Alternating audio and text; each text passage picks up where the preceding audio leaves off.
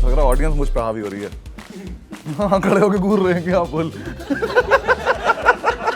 किस तरह का प्रेशर रहता है जब आप पब्लिक के बीच घूमते हैं? मतलब एक जोक सुना दे। मेरा तो पर्सनली मन करता है कि मैं थप्पड़ मार दूं। इस भाई को मेरठ से इतनी दिक्कत क्यों है? ये मेरठ का इतना मजाक क्यों उड़ाता है? एक मिनट, मैंने मेरठ की क्या मजाक उड़ाई? पहले तो कोई मुझे यही बताया। कैसे हैं आपके पिताजी, जरा बताइए। हाँ, पापा से बोलो स्विट्जरलैंड चलना, कह रहे ऐसे ही लगेगा जैसा लग रहा। पिताजी आपके देखते हैं आपके वीडियोस? मैं लाइव शो करके हटाऊं 1000 लोग, पहला सबसे बड़ा शो किया मैंने केदारनाथ ऑडिटोरियम। सारी ऑडियंस मुझे स्टैंडिंग ओवेशन मिली, सिर्फ एक आदमी बैठा है। वॉलीबॉल के चक्कर में एग्जाम छोड़ने को राजी हो गए थे, वो क्या था मामला? वो हमारा वॉलीबॉल मैच था सेम टाइम पे, हम बैठे हुए एग्जाम देने, तो हमने एक दूसरे को इशारा किया सबने कि मैच तो जरूर खेलना है। हमने बिना क्वेश्चन पेपर के ओएमआर शीट भर दी। जिसका जहां मना है वहां सी भर दिया, बी भर दिया, ए भर दिया, उठ के चले गए। फिर उसी में आगे क्यों नहीं बढ़े? क्योंकि अच्छे नहीं खेलते थे ना। जो अच्छा खेलते थे उसमें आगे बढ़ने की जगह ही नहीं है। 3 पत्ती में कौन ले रहा है आगे? दीदी ने तो यूपीएससी की तैयारी की, उन्होंने निकाल दिया। फिर आपने भी तो करनी? हमने भी करी। हाँ, इसी वही पे आ रहा हूँ। क्या थे ऑप्शनल? अरे मेंस तक पहुंचा कौन है? वो वाले सारे इंटरव्यूज नहीं पढ़ते थे कि पहली रैंक वाले ने बताया कि 16 घंटे पढ़िए, नियमित लिखने का अभ्यास। 16 घंटे कौन पढ़ सकता है? 16 घंटे नहीं है मेरे पे दिन में। कोलैबोरेट भी करते हैं आपका और हर्ष गुजराल का एक वीडियो बहुत वायरल है। मैं बहुत दिन से स्टेज पे नहीं गया था, तो मेरे अंदर भी वो रहा था कि चले जाते हैं एक बार, देख के तो आए लोग कैसे लगते हैं ऊपर से। ये सारे स्टैंड अप कॉमेडियंस को होता है कि उनके शूज बहुत उम्दा होने चाहिए। खर्च नहीं हो रहे हमसे और कहीं पैसे। हाँ? जी? तो पूछ रहे कितने के होंगे? कितने के हैं? तेरा घर जाएंगे। खूब घूमा अमेरिका? बहुत ज्यादा। बहुत मौज आई? नहीं। क्यों? बहुत ठंडा था सर। देखो थोड़ी सी तो फटी पड़ी थी वहां पे। अगर बोर्ड लगा हुआ दिखेगा कि sale on guns and knives, तो फट तो किसी की भी जाएगी। क्योंकि मुझे उन्होंने बोला कि यहाँ बंदूक दिखा के पर्स ले लेते हैं। मैं कहा भाई मैं मेरठ से बाहर इसीलिए आया था। आपके इस इंटरव्यू के माध्यम से एक चीज बताई देता हूँ, मेरा रुकमन्यु को बहुत दिन से चल रहा है, हमारी कोई लगे। सबसे सुंदर क्या है? कुछ ने कहा जिनकी आस्था खूब है कि सबसे सुंदर ईश्वर है क्योंकि वो सर्वशक्तिशाली है। पर फिर किसी ने कहा सबसे सुंदर एक बच्चे की दूधिया मुस्कान है। गरारी आकर मुस्कान पर टिक गई और इसीलिए हम तमाम जिंदगी अपने श्रम के बीच में हंसी के रास्तों को खोजते रहे। तो क्या हुआ? जो हंसी के हत्यारों की जनसंख्या खूब बढ़ गई है। इसलिए हमने ये तय किया कि guest in the news room में लगातार ऐसे लोगों को बुलाया जाए जो ये पुण्य कार्य कर रहे हैं, कार्य समाज पर आप बीती जग बीती बताकर अपने हिस्से के तंज बिना किसी संज्ञेय अपराध की चपेट में लाए और आए हुए करके लोगों को ये बताना कि ज़िंदगी इतनी बुरी भी नहीं है जितनी हमने अपने चेहरे के गंभीर और गमगीन नक्शे में बना रखी है। इसलिए guest in the news room में आज के हमारे मेहमान हैं मशहूर वकील, मशहूर न्यायविद, मशहूर रसायन शास्त्री, मशहूर खेल प्रशासक, मशहूर प्रधान जी के बेटे जो कि यूपीएससी का एग्ज़ाम देना चाहते थे, मशहूर प्रशासक बनना चाहते थे, पर फिर उनका मन बदल गया। वो एक मशहूर रेस्तरां चेन के ओनर भी हो सकते थे, लेकिन मन का क्या किया जाए, ये कम वक्त बदलता रहता है। बादलों से कुत्तों को निकलना होता है और गुरुत्वाकर्षण के नियम का प्रयोग करने के लिए, उसकी सत्यता जांचने के लिए किसी एक तार पर कुछ वाटर कूलर्स को झूलना होता है। किसी अब्दुल को दुनिया को ये बताना होता है कि अभी भी दर्पणों पर परावर्तन का नियम लागू होता है। ऐसे कितने ही किस्से हैं, कितने ही कर्तव्य हैं जिनको बताने के लिए हमारे साथ मौजूद हैं मेरठ से आने वाले, जिनके आधार कार्ड में वहाँ का पता दर्ज है, हाल मुकाम जिनका दिल्ली है, ऐसे देश के युवा लोकप्रिय मशहूर स्टैंड अप कॉमेडियन अनुभव सिंह बस्सी।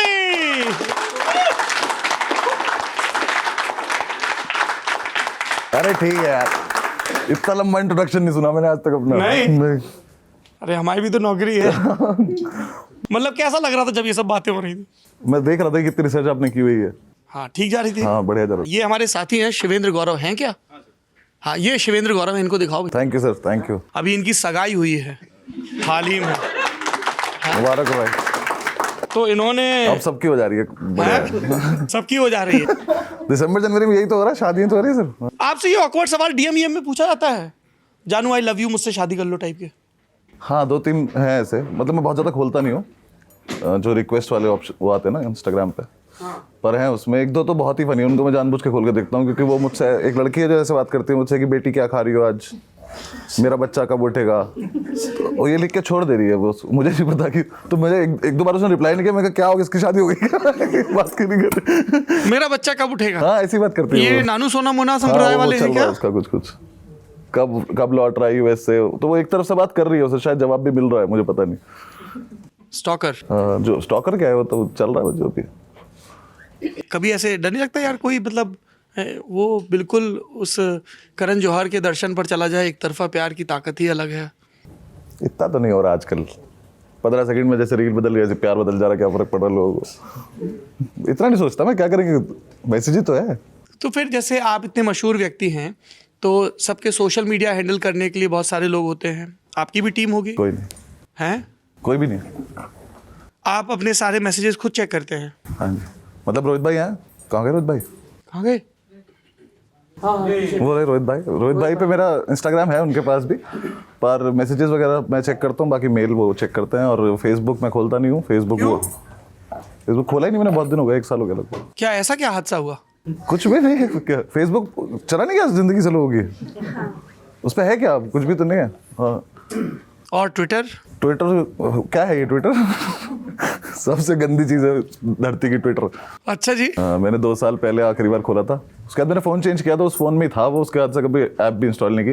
कल जब आपने मुझे भेजा तो मैंने आपको ये रिप्लाई किया कि साहब मेरे पास ट्विटर नहीं है, तो आपने जो लिंक भेजा था मैं वो लिंक भी नहीं खोलता कि गलती से आना जाए ट्विटर मेरे अकाउंट में, मतलब इसमें फ़ोन में।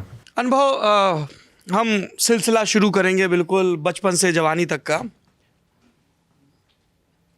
किस तरह का प्रेशर रहता है जब आप पब्लिक के बीच घूमते हैं, मतलब एक जोक सुना दे, हमेशा फनी रहे, मतलब क्या है क्या?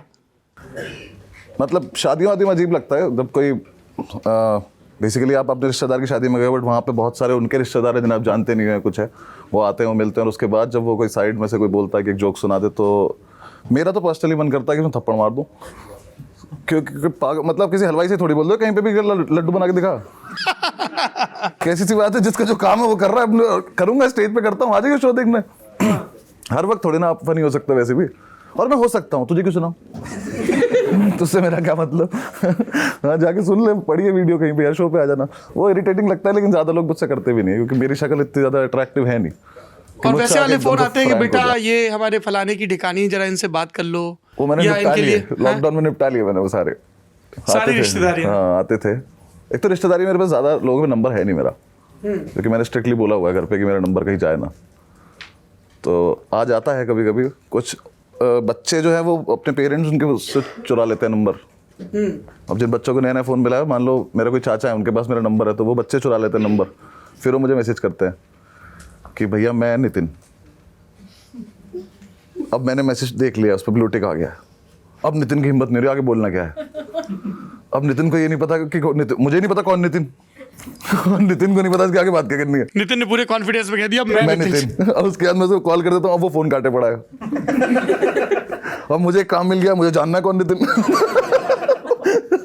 फिर वो 1-2 दिन बाद मुझे बताता है कि मैं फलाने का नितिन, तो फिर वो उसके अपने पापा को साथ में ब्लॉक करवा देता है वो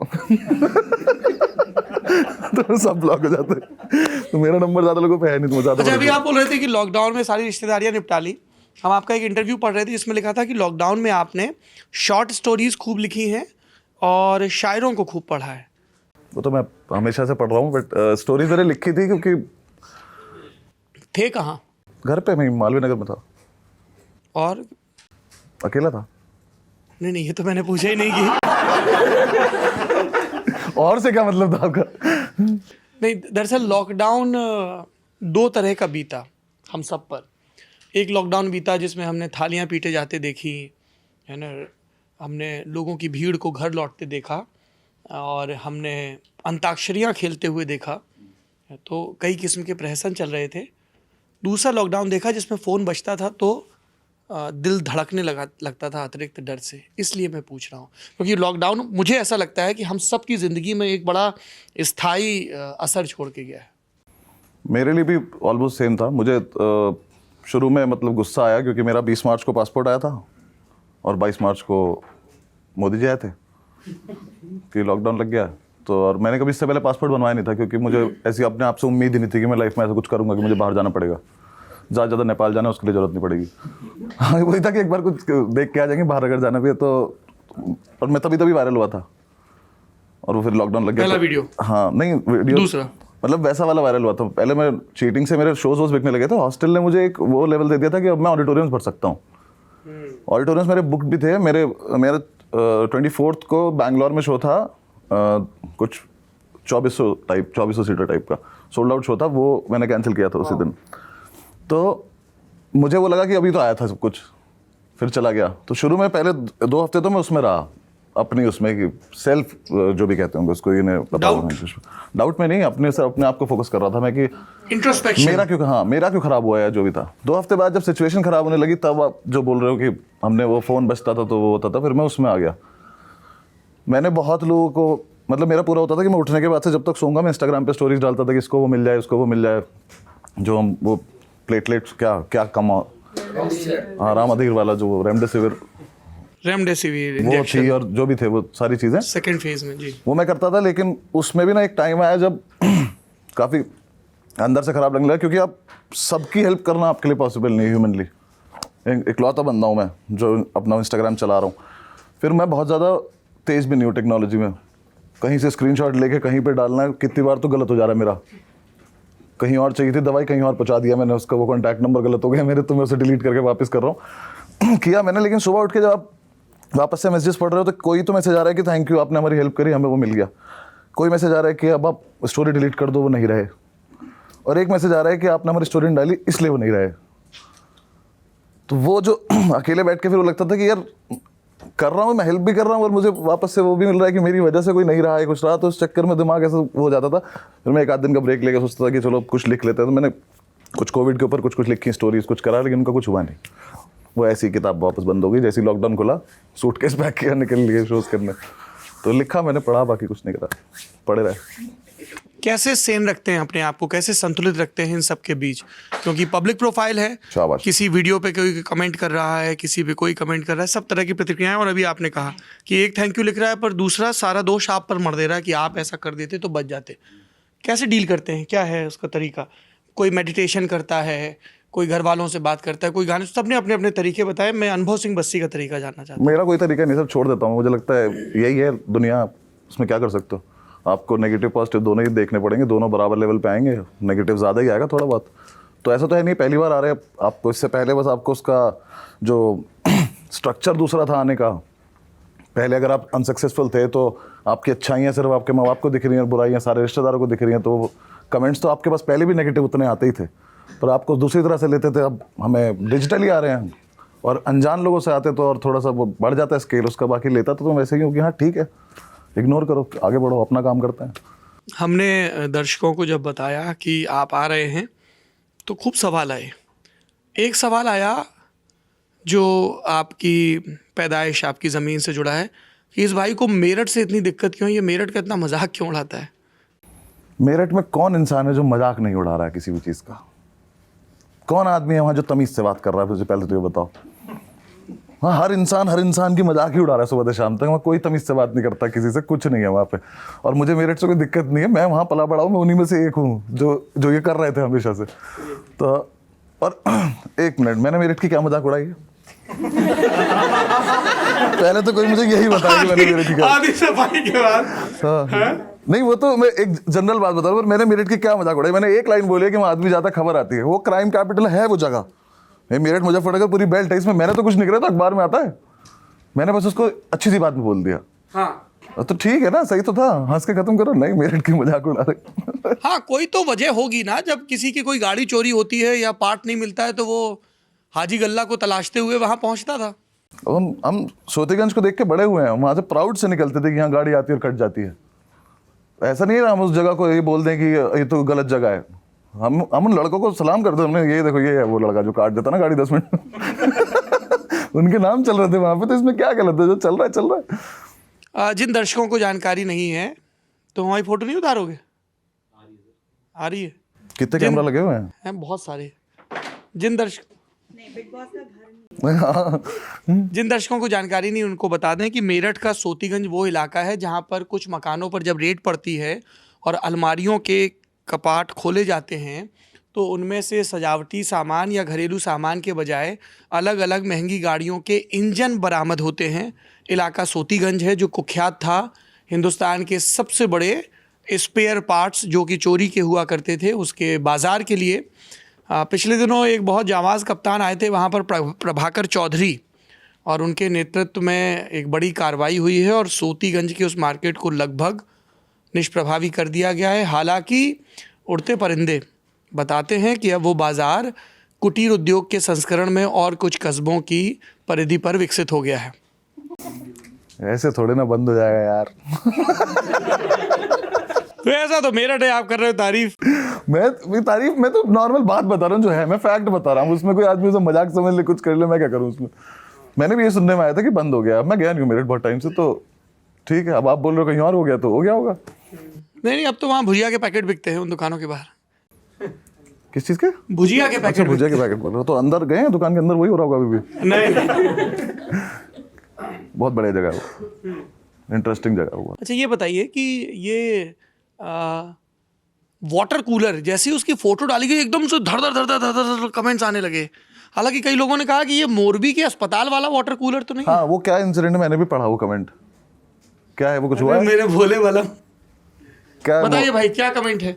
नहीं, वो यही कमेंट है कि वो किसी ने कहीं पे वाटर कूलर इंस्टॉल किया है विदाउट इलेक्ट्रिसिटी और समथिंग, ऐसा कुछ कहीं हुआ है क्या ये? मोरबी में जब पुल गिरा, हादसा हुआ और उसके बाद प्रधानमंत्री नरेंद्र मोदी वहां के दौरे पर जाने वाले थे, उससे पहले चलो आगे रातों बढ़ते रात हैं, और समझ गया, ठीक है।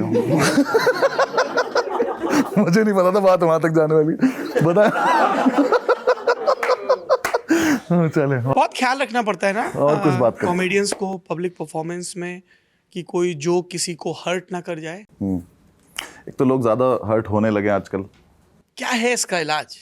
इलाज तो मुझे पता नहीं सर। इलाज तो यही है कि मोबाइल छोड़ के किताब पढ़ ले आदमी। बाकी तो अब उसमें आप जब, क्या है ना कि सबसे आसान था पहले बिना बात ज्ञान देना, अब उससे ज़्यादा आसान हो गया है कि फेक प्रोफाइल से ज्ञान देना, कि तुम पता ही नहीं हो कौन, तुम कुछ भी लिख के चले जा रहे हो किसी को कहीं पे भी, कोई रोक है नहीं इस पे, तुम्हारे ऊपर कोई चेक नहीं है, ना तुम्हारे माँ बाप देख रहे हो तुम क्या लिख रहे हो, क्योंकि माँ बाप को ही नहीं पता कि ये लड़का तो सिमरन बन के बात करता है लोगों से, तो कैसे पता लगा लेंगे माँ बाप भी। अब उसमें जब कोई आपके ऊपर कोई रोक है ही नहीं तो आप कुछ भी लिखोगे ना, और अगर पूरे दिन काम की बात लिखी दोगे तो फिर तो सब प्रोफेसर नहीं बन जाएंगे। बिना मतलब की बातें करनी है सबको, इसका कोई इलाज नहीं। उन्हें हर्ट होना भी नहीं है, उन्हें कोई मतलब भी नहीं है। कोई जो एक्चुअली हर्ट हुआ है ना इंसान, वो आपसे डायरेक्टली आके बात करता है। अगर कभी ऐसा हुआ किसी शो के बाद?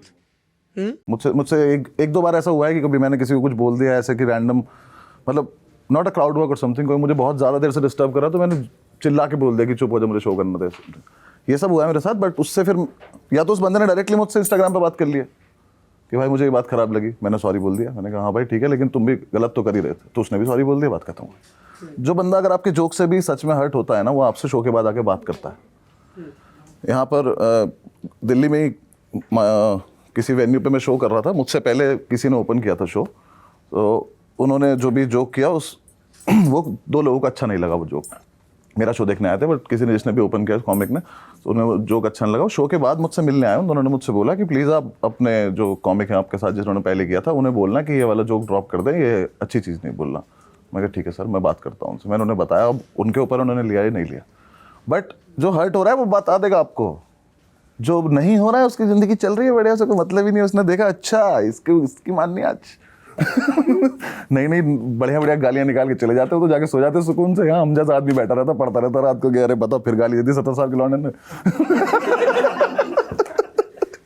तो ये और कुछ काम नहीं है सर, बस यही है। इस तरह का जो फीडबैक आता है वो आप लोगों का जो क्राफ्ट है उसको किस तरीके से प्रभावित करता है? जैसे किसी ने कहा कि यार ये थोड़ा ऑफेंसिव था, या ये इनसेंसिटिव था, या ये लैंड नहीं कर रहा है, how does it work that mechanism? मुझे टचवुड इतना ज़्यादा क्राफ्ट पे, मतलब मेरे जोक्स पे ज़्यादा मुझे कुछ करते नहीं है मेरे ज़्यादा लोग कि आपने ये कर दिया वो कर दिया। बट अगर कोई बोलता है ऐसे, जब लाइव ऑडियंस ही आपको बता देती है, पहले तो आपको रिस्पॉन्स से पता चल जाता है कि ये चलना है कि नहीं चलना है, ये किसी को समझ में आना है कि नहीं आना है। फॉर एग्जाम्पल जब हॉस्टल वाली वीडियो में सब कुछ एक फ्लो में चल रहा है, वाटर कूलर गिर रहा है, हो रहा है, उसमें मैंने सिर्फ एक ही लाइन बोली है कि वार्डन के लिए नॉन लिविंग चीज़ पहली बार गिरी थी ऊपर से। हाँ, वो बहुत सही था। अब वो एक लाइन में मैंने अपनी तरफ से बोल दिया, जो भी हॉस्टल की वो कर सकते हैं लोग, पर मुझे वो जोक करने के बाद हर बार रियलाइज होता था कि 75% को समझ ही नहीं आया, वो बोल क्या दिया मैंने, तो वहाँ मेरा IQ चेक हो जाता था। पर फिर मुझे भी पता है कि फैंस तो मेरे यही हैं तो मेरा भी IQ चेक हो जाता था पर मैंने फिर भी वो डिलीट नहीं किया कभी लाइन। इनफैक्ट जो आपका वीडियो है उसमें जब ये जोक लैंड हुआ लोगों ने रिस्पॉन्ड किया तो आपने उनको शाबाशी भी दी। मैंने शाबाशी दी कि चलो ये नोएडा में समझ में आया लोगों को। उसके बाद उनसे कमेंट्स में जाएंगे तो सिर्फ एक ही उसमें कमेंट है जो बार बार आती है कि नॉन लिविंग चीज़ वाली लाइन क्या थी, उसका क्या मतलब है। लोगों को रिपीट पे देख के नहीं समझ में आ रहा है, तो वो मेरी तरफ से है वो वाला फीडबैक कि मैं लोगों को दे रहा हूँ कि भाई मैं कर रहा हूँ अपनी तरफ से, जो तुम सुनना चाह रहे हो कर लो। बाकी उनकी तरफ से कुछ आता है तो मैं समझ लेता हूँ कि अच्छा ठीक है ये पर्टिकुलर चीज़ है जो नहीं करनी है, इस बारे में बात नहीं करनी है, छोड़ देते हैं। मैं बहुत जल्दी ड्रॉप करता हूँ। अच्छा, मैं बहुत जल्दी मैं आपके एक्ट के पहले 2 दर्शकों के बारे में बात करना चाहता हूँ, आपकी माता जी और आपके पिताजी। पिताजी आपके देखते हैं आपके वीडियोस? पिताजी ने खास देखा तौर पे क्राउड वर्क वाले या कोई लाइव शो? कुछ भी नहीं, लाइव शो देखा उन्होंने 2 बार लाइव शो देखा, और ये वीडियो जब आई थी तब देखी थी मैंने। ये निखिल पाजी को भी बताया था, जब वीडियो आई थी तो मैंने उससे पहले ज़्यादा बता नहीं रखा था घर पे कि मैं करता क्या हूँ, क्योंकि सच क्या बता रखा था? कुछ नहीं कर रहा हूँ। मैंने कहा था मुझे थोड़ा टाइम चाहिए, 5-6 महीने फिगर आउट कर रहा हूँ क्या करना है, और आप पैसे एक लॉ फर्म में थे ना? हाँ, मैंने एक स्टार्टअप में जॉब कर रहा था, डेस्क जॉब ले ली थी, फिर मैंने वो भी छोड़ दी क्योंकि वो मेरा टाइम वेस्ट कर रहा था और मुझे सख्त नफरत है लोगों से जो दूसरे का समय बर्बाद करते हैं। बुला के कुछ तो कराओ, लूडो खेल तू मेरे साथ बैठ के, काम तो दे, उस पर काम ही नहीं था तो मैं बैठ रहा था, मैंने छोड़ दी। उसके बाद मैंने घर पे बोल दिया मुझे 5-6 महीने का टाइम चाहिए। वो तो उसके बाद जब मैं यूट्यूब पे वीडियो डाल रहा था तब मैंने घर पे बोला कि मैं ऐसे ऐसे, उससे पहले एक वीडियो आई थी मेरी फेसबुक पे, वो पेज ही डिलीट हो गया जिस पे आई थी, वकीलों वाली।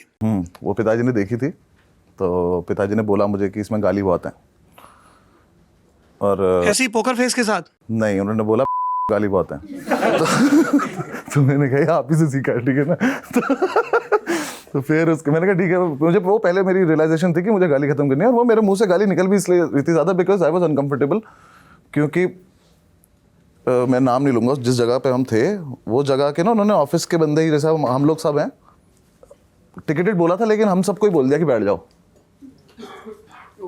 अब फॉर एग्जांपल आप लोग न्यूज़ बनाते हो सुबह शाम तक, और मैं कोई न्यूज़ वाले बंदा हूँ, वो सब मीमर्स थे, वो खुद फनी है, अब वो मुझे जज कर रहे हैं हंसने की जगह, अब मैं कोई जोक सुना रहा हूँ तो कह रहे हैं अच्छा इससे बड़े तुमने कल मीम डाला है तो मेरे ऊपर प्रेशर इतना हो गया तो मैंने गाली दे के हंसा लेते हैं। तो इसलिए वो वीडियो उन्होंने देखी थी तो अब उन्होंने मुझे टोका कि ये करना है। फिर जब चीटिंग वाली वीडियो आई, उन्हें नहीं पता कितने व्यूज़ आते हैं, उन्होंने देखा 1 लाख 2 लाख, जब 10 लाख हुए ना तब तक तो वो देख रहे थे। 10 लाख पे उन्होंने कहा कि बेटा 10 लाख हो गए, अब तो चुनाव लड़ लो इतनी देर में MP बन जाता है, जिला परिषद गण से प्रधानी वो लड़ लो। तो मैंने कहा नहीं पापा भी हो। फिर जब वो 2-3 मिलियन 4 मिलियन पहुंची तब वो बोर हो गया, उन्हें लगा कि तो ऐसे ही जाता होगा, इसने मुझे बताया था कि कम जाता है, फिर उन्होंने तब से छोड़ दिया। इसने एक्सपेक्टेशंस का बार। हाँ, फिर उन्होंने देखी वीडियोस, फिर उन्हें जब रूममेट वाली वीडियो में बोल रहा हूँ कि पापा को फ़ोन, चीयर्स भाई साहब जो भी है वो, फिर उनका फ़ोन आया कह रहे कि तू मेरी क्यों मजाक उड़ाता रहता मैंने कहा ऐसे अब क्या फ़र्क पड़ रहा है, दोनों को फ़र्क भी नहीं पड़ता कुछ खास। लाइव शो देखने आए थे, वो भी बहुत फनी था। मैं लाइव शो करके हटाऊँ 1000 लोग, पहला सबसे बड़ा शो किया मैंने केदारनाथ ऑडिटोरियम, ये केदारनाथ साहनी ऑडिटोरियम दिल्ली में। आप उसमें आए थे? हाँ जी, हाँ जी, मैं आया था। तो जब मैंने उसमें पहला शो किया तो सारी ऑडियंस मुझे स्टैंडिंग ओवेशन मिली, दे जाना भाई आ जाना, अरे तुम जहाँ से हो तुम बिना पूछे आ अरे जाओ भाई लोनी का है, थैंक यू भाई, हाँ? मेरठ का नहीं, अरे लोनी भी मेरठ ही है, थैंक यू भाई। Thank you.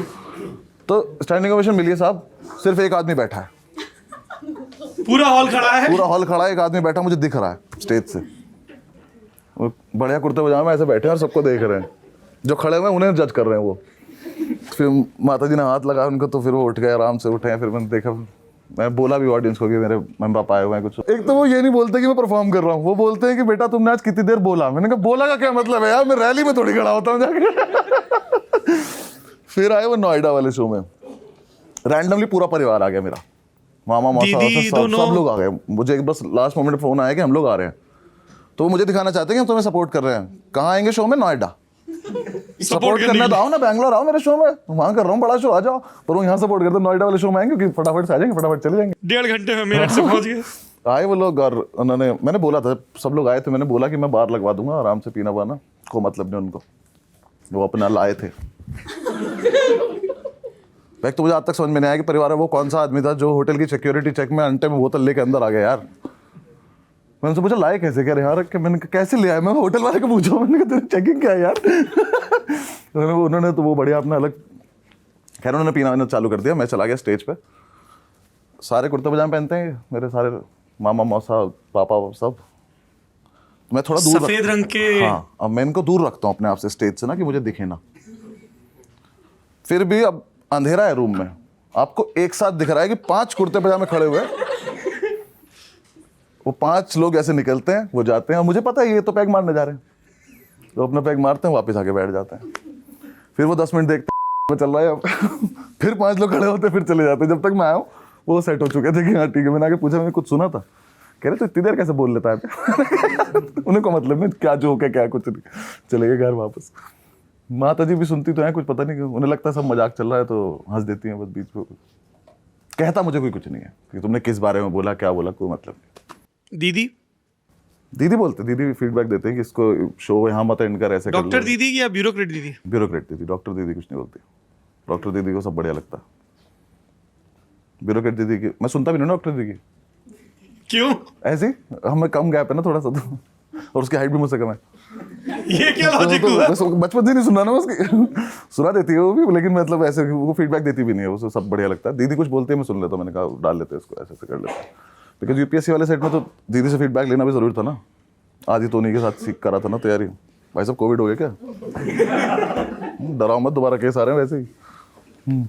तो दीदी ने तो यूपीएससी की तैयारी की, उन्होंने निकाल दिया, फिर आपने भी तो करनी। हमने भी करी। हाँ, इसी वही पे आ रहा हूँ। क्या थे ऑप्शनल? अरे मेंस तक पहुंचा कौन है? ऑप्शनल तो सोच रखा था कि बदल देंगे, वहां तक पहुंचेंगे। लॉ लिया था मैंने, पहले ही सोचा था कि लॉ लूंगा, लेकिन फिर वहां तक पहुंचने का मौका नहीं मिला मुझे। अच्छा, सी सेट में तो आपको सी सेट तो निकाल लिया था मैंने। सी सेट में क्या करना होता है? क्वालिफाइंग तो होता है, वही नहीं निकला ना जीएस।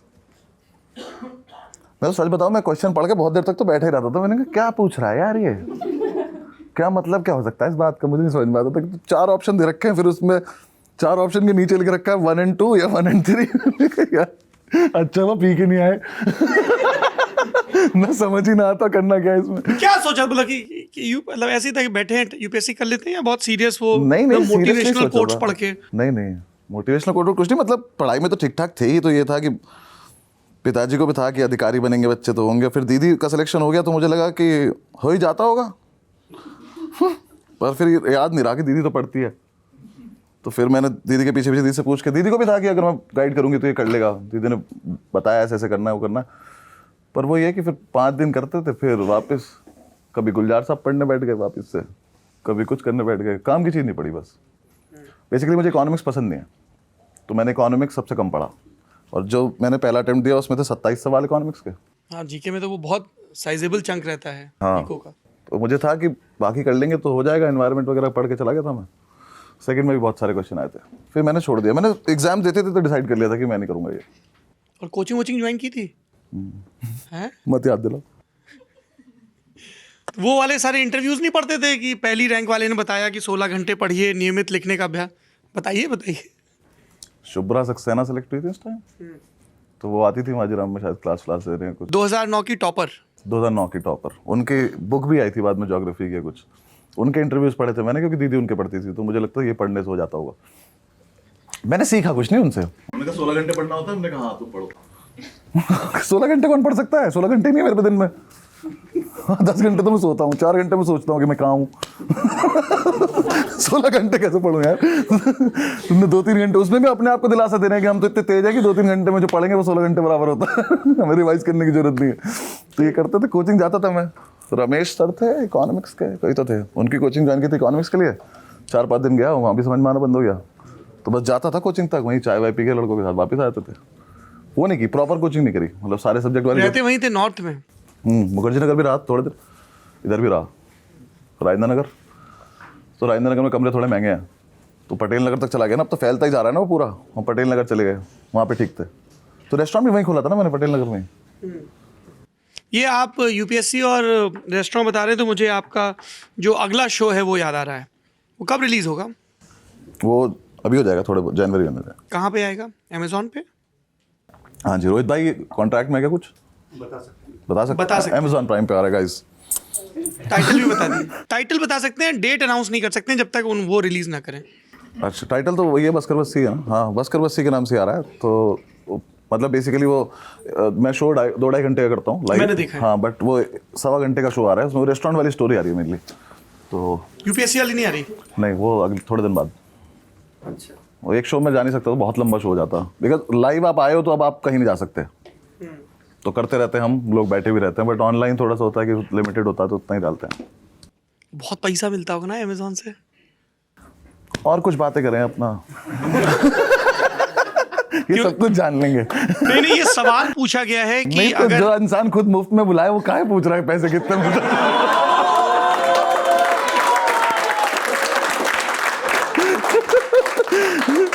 चल रहा है कहीं और से कर, वहां भी नजर लगा तो। क्योंकि ये सवाल पूछा गया है, मोहित ने पूछा है कि अगर हमें बस्सी का शो करवाना हो तो अंटे से कितना पैसा निकालना पड़ेगा। उन्हें बोलो इंस्टाग्राम पे एक नंबर पड़ा है, फोन करें, आवाज आएगी एक, रोहित भाई बताएंगे कितना पैसा लगेगा। अच्छा, वहां पे कांटेक्ट कर सकता है अगर कोई आपका शो करवाना चाहे।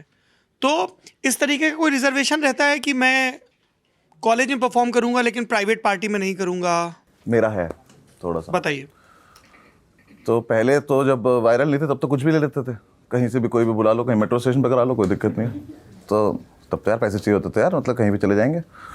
फिर 8-8 हज़ार रुपये मिल जाते थे आधे घंटे के, तो मतलब हफ्ता बन जाता था। तो कहीं भी चले जाते थे हम। डीएलएफ का कहीं कुछ हो रहा है गुड़गांव में, कहीं चले गए वहाँ, मॉल एक्टिविटी चल रही है। अरे कुछ भी चल रहा है, मैं परफॉर्म कर रहा हूँ, बच्चा एक मेरी जेब खींच रहा है खड़े होकर, उसने उंगली डाल रखी है, वो चल लेके जा रहा है मुझे, कहाँ लेके जा रहा है मुझे पता नहीं, किसका बच्चा मुझे पता नहीं, कोई आ भी नहीं रहा उससे बात करने, गुब्बारे लेके जा रहे हैं बच्चे, मार के चले जा रहे हैं मुंह पे, कुछ भी चल रहा है। तो वो करते थे, मजा आता था। आधा घंटा बिताना है बस कैसे भी करके। फिर उसके बाद जब काम चलने लगा, उसके बाद प्राइवेट मैंने मना कर दिया। कुछ प्राइवेट अच्छे भी होते थे, किसी ने फैमिली में बुला लिया, तो मैं जैसे कोई अगर आप पॉडकास्ट में गया था किसी के घर में नीचे बेसमेंट में, उन्होंने बोला था कुछ बर्थडे पार्टी है, और वो ना बस एक तो रईसों के चौंचले इतने होते हैं ना, इनमें पैसे खत्म करने अपने, और तब भी नहीं हो रहे इनसे। मुझे बुला लिया और उसने कुछ बोला भी मुझे ऐसे कि मैंने भी ऐसे मुंह फाड़ के बोला 20,000 रुपये लूंगा कुछ, तो उसने भी बोल दिया हाँ 20,000 रुपये दे देंगे। कुछ भी नहीं था, मेरी कोई वीडियो नहीं थी, कुछ नहीं था। उसने कहा आ जाओ। उसने मुझे कहीं देखा था किसी ओपन माइक में, मैं गया, बर्थडे पार्टी बोला तो 6 लोग बैठे हैं वहाँ। दादाजी, दादी जी, बड़ा बेटा, उनकी बहू और एक लड़का, और फंकी से कपड़े पहन कर उसको जो बैठा उसका बर्थडे। कैसे कपड़े पहन? फंकी से कपड़े पहन कर डूड था वो अपना। अच्छा, मुझे तो वही दिख रहा था ना कि इसकी मार सकते हैं, पर कैसे मार दूं, इनके परिवार में तो खड़ा हूं मैं यहाँ पे, अब बेसमेंट में खड़ा हूँ, यहीं गाड़ देंगे, क्या करूंगा मैं। तो वो 6 लोग खड़े हैं, मैंने कहा इनका क्या रिलेटेबल ला सकते हो, फैमिली में तो कुछ है ही नहीं हम पे कुछ भी नहीं। और सेटअप कैसा होता है? वो सामने खड़े हुए हैं, जोक सुना, बैठ गए बस सामने आके। वो यहाँ उन्होंने एक JBL का इतना बड़ा स्पीकर रख दिया, वो कैरियोके वाला माइक दे दिया, हो जाओ शुरू। अब समझ नहीं आ रहा, मुजरा थोड़ी करते हैं यार, हो जाओ शुरू। और फिर भी मैंने थोड़ा थोड़ा शुरू करा, तो दादाजी बहुत सपोर्टिव थे, तो दादाजी को जोक पसंद आ रहे थे। अब जब दादाजी हंस रहे तो इनकी हिम्मत नहीं मुझे बोल दे वापस चला जा। तो मैंने वो आधा घंटा दादाजी को देख के निकाल दिया। मैं कहा दादाजी आप हंसते रहो। कुछ भी सुना रहा हूँ, कैसी भी बात, कहीं की भी बात दादाजी को बढ़िया लग रही है। मैं कहा बस अब ठीक है। वो शो करा तब कर लेता था। उसके बाद जब हो गया, जब सबको जो कॉलेज शो उठाता हूँ, कॉर्पोरेट बहुत कम उठाता हूँ, क्योंकि कॉर्पोरेट का ही वही सीन है कि वो MD हंस रहा है तो बाकी हंस रहे हैं। अच्छा, हाँ, और मेरे पास कॉर्पोरेट जोक्स भी तो नहीं है ना यार, और मेरे पास एक ही जॉब करी है, वो जोक मैं उसमें शो में डाल रखा है। बाकी जो HR की मजाक उड़ानी भी होती, पता ही नहीं हमें, मेरी तो रही नहीं ना कोई, मैं कहाँ किसकी मजाक उड़ा दूँ। और जो हमारा कॉर्पोरेट कल्चर तो होता नहीं वकालत में, जो इधर है, आप लोग जाते होगे ऑफिस, मुझे नहीं पता कैसे जाते हो ऑफिस, तो मेरे पास जोक ही नहीं कॉर्पोरेट में करने को। तो और बाकी जो करने को है भी उसमें जाती स्टेज पे मैंने पहला जोक ही MD पे मार दिया। मुझे क्या पता MD है ये, क्या क्या जोक? नहीं बता सकता मैं, कंपनी का नाम लेना पड़ेगा उसका। तो वो मार दिया बस, उसके बाद तो खत्म हो गया। आप बता दो, हम बीप कर देंगे उतना। कैसे बीप कर दो, फिर जोक ही नहीं रहेगा ना, मजा ही नहीं आएगा। नहीं, हमको तो समझ में आ मैं जाने से पहले सुना के चला जाऊंगा ना। ठीक है, तो MD पे जोक मार दिया, फिर कुछ नहीं, फिर सब सन्नाटे बैठे हुए, जिन्हें हंसी आ भी रही है वो भी नीचे देख रहे हैं। अब जैसे मैं एंटर करता और आप पे जोक मार देता, हाँ, उसके बाद कुछ तो ऐसे जो कल परसों ज्वाइन किया वो तो चुपचाप ही खड़े रहते ना यहाँ पे कि इन पे नहीं आपने हंसना मुझे है। जोक मारा, आपने हंसी नहीं देखी थी हाँ सबकी? वो तो उन्होंने बजा दी ताली, उसके बाद मुंह नहीं देखे थे आपने इनके।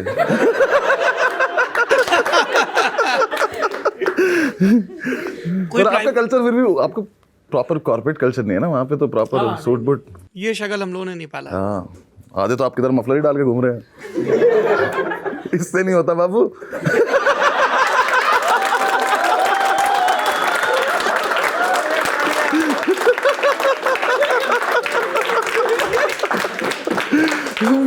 बहुत पढ़ना पड़ता है। नहीं, he is one of the best we have in the upcoming चलो, रख लिया दिल तेरा। talent zone. कभी कोई बहुत खराब तजुर्बा भी रहा प्राइवेट पार्टीज का? जैसे यहाँ तो दादाजी ने पत्र रख ली। मेरे नाम का मतलब तजुर्बा है। खराब तो कुछ नहीं रहा। कहाँ पे पार्टी रख ली मतलब? जैसे आपने कहा ना प्राइवेट पार्टी में अब नहीं जाता, तो आपने एक तो बजाया बेसमेंट का। नहीं सर, मतलब ये है ना कि अगर आपका काम चल ही रहा है कहीं और से, आपका सब कुछ हो रहा है, आप बिजी हो ही 7 days a week आप काम कर ही रहे हो कहीं पे, तो आप अपने कंफर्ट के हिसाब से उठाओगे ना आप शो। अगर पब्लिक शो में कर ही सकता हूँ, मान लो मैं बेसिकली जब मैं पब्लिक शो, मुझे ऐसा लगता है कि मैं मंडे को भी मैं उतना ही टिकट बेच रहा हूँ कहीं पे भी, क्योंकि जो अपने Tier 2 शहर है अपने, गोरखपुर हो गया या मैं इधर चला जाऊँ अलवर हो गया, कुछ भी हो गया, उनके लिए तो कुछ वीकेंड नहीं है ना।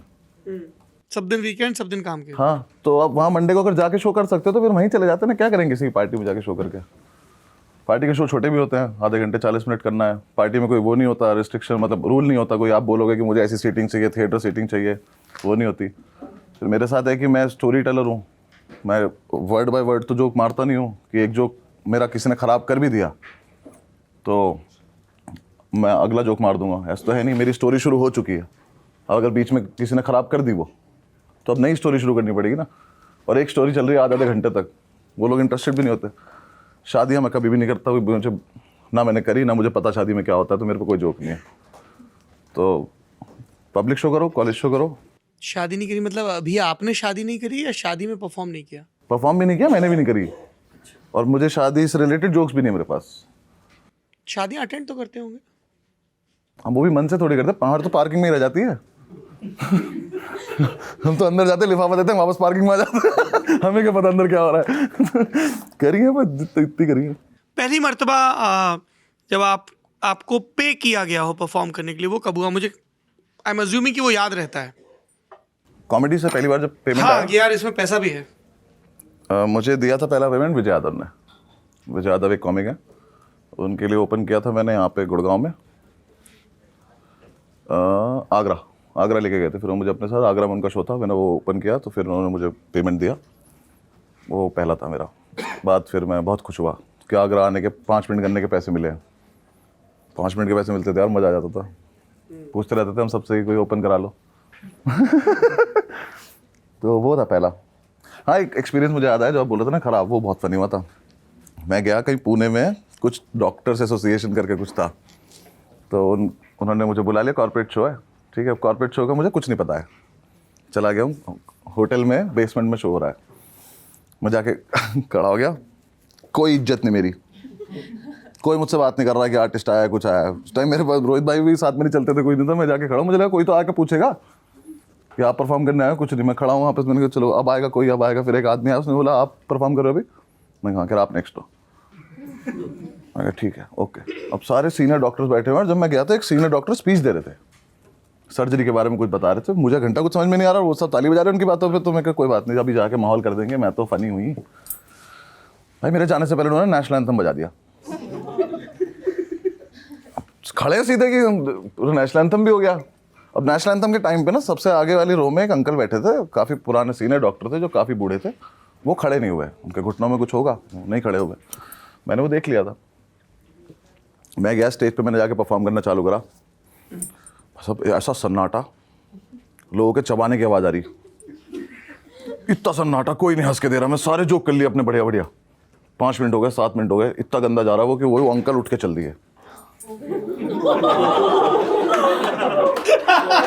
मुझे लगा जो आदमी नेशनल एंथम पे खड़ा नहीं हुआ, मेरे जोक इतने गंदे कि इसके घुटने ठीक हो गए यार।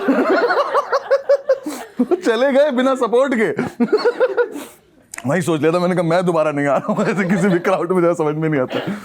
फिर एक पर बात- अभी ये तो बहुत ही एक ऐसी आशंका है जो कभी भी हो सकती है ना, कि आप शो करने जा रहे हैं, खासतौर पे कोई नया एक्ट इंट्रोड्यूस कर रहे हैं, कि लैंड करे ना करे, और कई बार ऐसा भी होता होगा कि ज्योग्राफी बदलने से जोक की लैंडिंग का सेंसेक्स भी बदल जाता है ना, कि वो तब उस समय क्या होता है, क्योंकि आपको तब तो प्रेजेंस ऑफ माइंड खड़ा खड़ा क्या करना है फिर?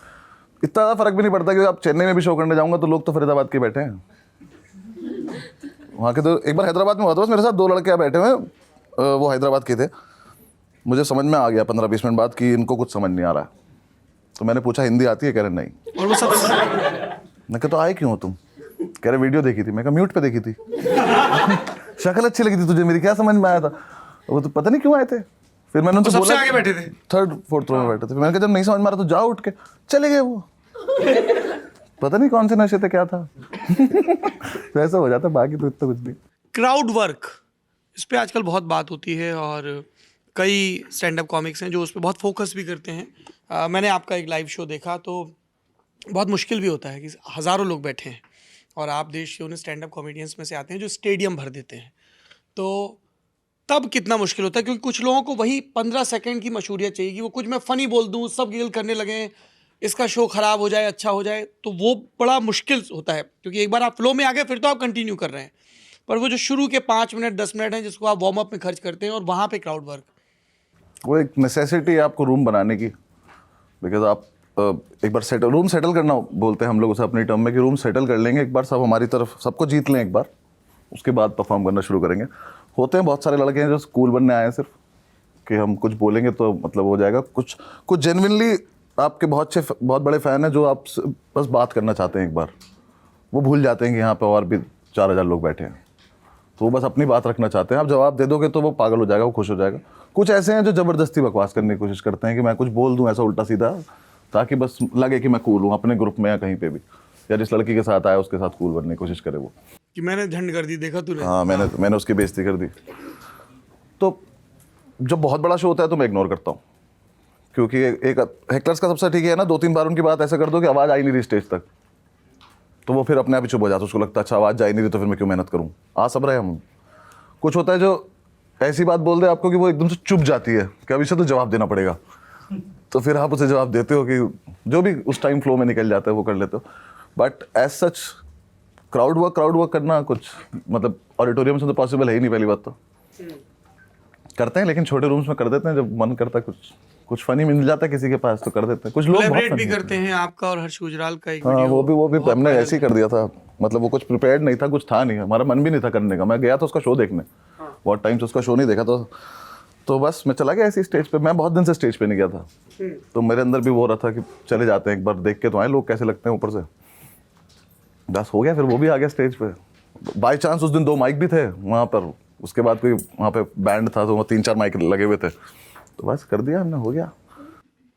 आपकी अपनी कॉमिक बिरादरी में एक जो बहुत अच्छी चीज़ है, जाकिर यहाँ पर आए थे, उनसे भी हमने इसकी चर्चा की कि सब लोग आपस में खूब बात करते हैं, असुरक्षित नहीं है, एक दूसरे को और गेम को बड़ा करने की ख्वाहिश लिए हैं। आप जब अपना कोई एक्ट तैयार करते हैं, किन किन लोगों से डिस्कस करते हैं, कौन से लोग हैं जो आपका ऐसे उसको बोलते हैं ना साउंड बोर्ड, कि भाई ये कैसा है, ये कैसा है? सबसे बड़े तो वो खड़े हैं पीछे, रोहित भाई, क्योंकि वो आदमी ने पहला जोक देखा हुआ है, वो कैनवस चला। तब से आपके साथ हैं? हमारे साथ नहीं, वो कॉमेडी के साथ है, वो कैनवस में थे ना, कैनवस लाफ क्लब में सबने स्टार्ट किया था, तब से रोहित भाई हैं। तो उनको सब पता है कि कहाँ से आप क्या चीज़ एक्चुअली लैंड करेगी, क्या चीज़ आप पे सूट करती है करना, क्या चीज़ नहीं करनी चाहिए। तो वो बेसिक तो वहीं पे पता चल जाता है जब भी आप कोई नया सेट कर रहे होते हो। उसके बाद इंडस्ट्री का ये बहुत प्यारी बात है उसमें कि अगर आपका शो कोई भी कॉमिक सुन रहा है, मान लो आज आप परफॉर्म कर रहे हो और मैं और हम 3 लोग हैं जो कॉमिक्स ही हैं, हम शो देखने आए हुए हैं, एवरीवेयर आई कार्ड ही गिरा दिया। छोड़ रही हो क्या, इतना बुरा लग रहा है क्या?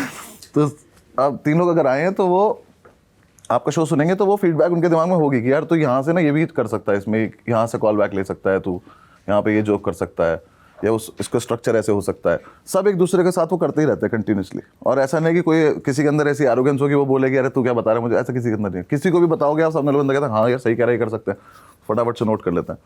तो मेरा वेरी गुड थिंग। हाँ, ये मुझे बहुत प्यारी बात लगती है अपनी इंडस्ट्री की, किसी में किसी का कोई कंपटीशन नहीं है, सबके दोस्त हैं, सबकी अपनी अपनी ऑडियंस है, सबका अपना अपना घर चल रहा है, किसी को किसी से मतलब नहीं है। और कुछ हिंदी अंग्रेजी जैसा डिवाइड?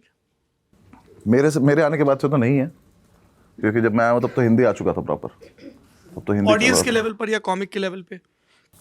है मतलब वो मुंबई में ऐसा है कि आपके कुछ लोग हैं जिनको हिंदी नहीं चाहिए, इनको इंग्लिश चाहिए। और ऑडियंस में भी बोल रहा हूँ, ऑडियंस में भी है, तो वो अब डिवाइड लेकिन इतना हो गया कि अब ऑडियंस को ही पता है कि किसके शो में जाना है किसके में नहीं जाना है। बहुत ज़्यादा लाइनअप शोज अब होते नहीं है कोविड के बाद से, कि लाइनअप में ऐसा हो जाए कि एक बंदा इंग्लिश कर रहा है, फिर एक हिंदी कर रहा है, एक हिंदी इंग्लिश मिक्स कर रहा है। पहले ये होता था, तो वो डिवाइड ज़्यादा चलता था। अब तो कुछ नहीं, अब तो सबको पता है कि कौन कैसा करने वाला है, तो कॉमिक्स को भी कोई फ़र्क नहीं पड़ता। बहुत सारे इंग्लिश वाले हिंदी में भी करने लगे, कुछ हिंदी वाले इंग्लिश में भी ट्राई करने लगे, तो जिसका जैसी चल रही है गाड़ी चला रहा है अपने मस्त। अच्छा, हम लोग दिल्ली मुंबई वगैरह की बात कर रहे हैं, मेरठ में कभी परफॉर्म किया है आप? हाँ जी, वहाँ का तजुर्बा कैसा? 2 बार मेरे परफॉर्म किया मैंने। पहले तो एक शो मैंने अपने दोस्त को बोला कि एक शो डालते हैं मेरठ में, कोई नया क्लब खुला था वहाँ पे, उसमें डालते हैं, टिकट्स बेच लेंगे। तो वहाँ के जो दोस्त हैं मेरे, वो तो मेरठ के ही है ना, वो तो बाहर नहीं आ पा रहे ना। उनसे मैंने बोला था कि कॉमेडी शो है तो हम टिकट बेचेंगे, ऑनलाइन लिंक हम व्हाट्सएप ग्रुप्स पे ऐसे सर्कुलेट करेंगे, लोगों को बताएंगे कि हम यहाँ तक आ रहे हैं। वो उन्होंने क्या किया, मेरा पोस्टर छपवाया और आइसक्रीम के ठेलों पे लगा दिया, और मुझे फोटो भेज दी उसकी कि देख भाई ये ठेला जहाँ जहाँ जाएगा तो उसके साथ जाएगा। इससे टिकट कैसे खरीदेगा कोई और? अब वो ठेले पे वो लगा हुआ है मेरा फोटो, अगले दिन उस पर कोई और चिपका गया कुछ और, तो अब मेरे मुंह पे किसी औरत का मुंह लगा हुआ है, वो हाथ जोड़े कर नीचे फ़ोन नंबर लिखा हुआ है, ये नहीं पता इससे फ़ोन नंबर पे होगा क्या इस पर। फिर भी हमारे 15-20 टिकट हमारी बिकी, वो भी जो जानते थे स्कूल के दोस्त थे। फिर हमने बाकी दोस्त इकट्ठे कर लिए जिनसे कभी नहीं मिला, तो उनकी कुछ की शादी हो गई थी, तो मैं अपने फैमिली को लेके आ जा। मेरे एक बॉस थे सुप्रीम कोर्ट में, आप वो भी उस टाइम मेरे गए हुए थे, तो वो भी आ गए, सब लोग हमने किया मैंने। पर वो दोस्ती तो ज़्यादा वो नहीं, फ़र्क नहीं पड़ा, वो मैंने किया होगा लगभग 1 घंटे के आसपास वो शो किया। फिर हमने प्रॉपर शो डाला था, एक 500 सीटर, वो एक यहाँ पे डग आउट नहीं, पता नहीं क्या नाम भूल गया मैं उसका, यहीं पे एंटर नहीं, रोहित भाई निजामपुर भाई ने डाला था। अच्छा। वो एंटर करते ही मेरे प्रतापपुर बाईपास पे कोई वो खुला था शादी का, वो उसमें करा था हमने बैंक्वेट में 500 सीटर शो। ऐसे ही गया था जैसे बाकी शोज जाते हैं, मुझे किसी ने कुछ नहीं परेशान किया, कुछ किया, बढ़िया लोग आए थे सब। नहीं, मुझे तो लगा कि ये खास फीलिंग होती है ना कि होम टर्फ। वो खास फीलिंग मैंने अपनी तरफ से ले ली थी। वो शो सोल्ड आउट हो चुका था, उसके बावजूद मैं होर्डिंग लगवा रहा था मेरठ में। मैं कहा कुछ नहीं कमाना इस शो से, पूरे मेरठ में होर्डिंग लगाओ, मेरे स्कूल के सामने लगाओ। एक जगह तो मैं पहले भी कहीं बता चुका हूँ किसी इंटरव्यू में, मैंने एक जगह मुझे पुलिस ने मुर्गा बनाया था। क्यों क्या बिना हेलमेट के जा रहे थे हम, पुलिस वाले ने। सही वाली बात बताओ, ये तो नहीं, ये सच इंटरव्यू में बता चुके हो। नहीं सच में, मतलब हेलमेट लगा के घूम रहे थे, पीवीएस मॉल था, उसके पास घूम रहे थे हेलमेट लगा के, ऐसे ही 3-4 चक्कर काट लिए, पुलिस वाले ने रोक लिया। मैं कहा हेलमेट कहाँ है, हमने कहा तुझसे मतलब, फिर कहा आजा। वो वर्दी में नहीं थे क्या? सॉरी वर्दी में थे, हम बकवास करते थे ना, हम भी तो वर्दी में थे, स्कूल की ड्रेस पहन रखी थी। हेड बॉय थे हम। उसने मेरे मुर्गा बनाते वहां लगाया मैंने, उस चौकी के बिल्कुल सामने। मैंने कहा होर्डिंग लगाओ जरा, कोई मतलब नहीं, पता नहीं वो शायद रिटायर भी हो गए होंगे वो पुलिस वाले जो थे। पर हम अपने शौक के लिए लगा रहे थे, यूनिवर्सिटी के पास लगवाया ऐसे। मेरठ है, करेंगे इतना तो करेंगे बकवास। स्कूल का आपने जिक्र किया, एक प्रसंग आपने बताया कि आप वॉलीबॉल के चक्कर में एग्जाम छोड़ने को राजी हो गए थे, वो क्या था मामला? मतलब एक ओलंपियाड टाइप की कुछ नहीं चीजें नहीं होती स्कूल में, मैथ्स और फिजिक्स की ओलंपियाड भाई, एनटीएससी, वो एनटीएससी टाइप का कुछ था। तो मुझे जो हमारी टीचर थी, उन्होंने राष्ट्रीय प्रतिभा खोज परीक्षा। हाँ, अंग्रेजी में बोलने से वो परीक्षा थोड़ी बदल जाएगी। हाँ भाई, बदल तुम जाएगी, चालू हिंदी रहो। वाली समझ में नहीं आई हमें, बदल जाती है इंग्लिश। एनटीपीसी, एनटीएससी अब बदल गई। National talent search exam, NTSC वो था। मुझे टीचर्स ने चूज किया था कि तुम दोगे एग्जाम, उसमें कुछ होता है ना, स्कूल इंटर स्कूल भी चल रहा होता है, कुछ पता नहीं, मैं भूल गया हूँ क्या होता है।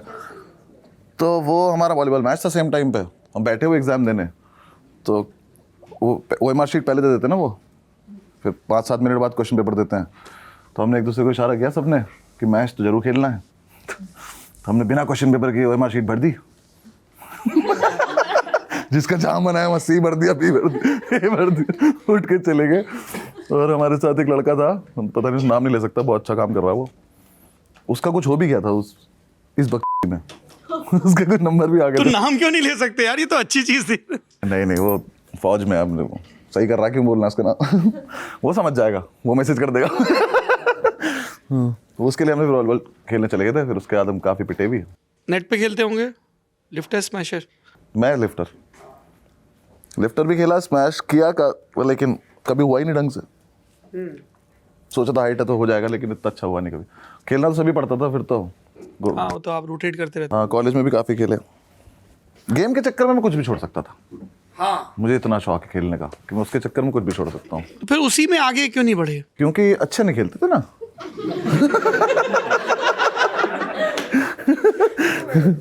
जो अच्छा खेलते थे उसमें आगे बढ़ने की जगह ही नहीं है। 3 पत्ती में कौन ले रहा है आगे? 3 पत्ती बढ़िया खेलते थे। बहुत शानदार। कब डेब्यू कब हुआ? 3 पत्ती का? हाँ, ये मेरे इंटरेस्ट का एरिया है। 4th ईयर में, कॉलेज में 4th ईयर में। सी पी सब बिल्कुल। अरे वो सब मतलब एक नया, बेसिकली यूजी हॉस्टल है और पीजी हॉस्टल है। तो जब पीजी में गए हैं वहाँ पर एलएलएम वाले भी हैं, पीएचडी वाले भी हैं, तो वहाँ से धीरे धीरे पता चलना शुरू हुआ कि अच्छा अब थोड़ा ग्राउंड में ना जाया जाए, नहीं कमरे को ग्राउंड बनाया जाए। यहाँ पे इंडोर स्पोर्ट्स खेले, वहाँ से वो करा। बाकी सारे गेम खेलने का भी शौक था ना कि हर चीज़ खेलनी है मुझे। वही क्या jack of all trades master of none होता है ना, वो सब वो चल रहा था मेरी लाइफ में।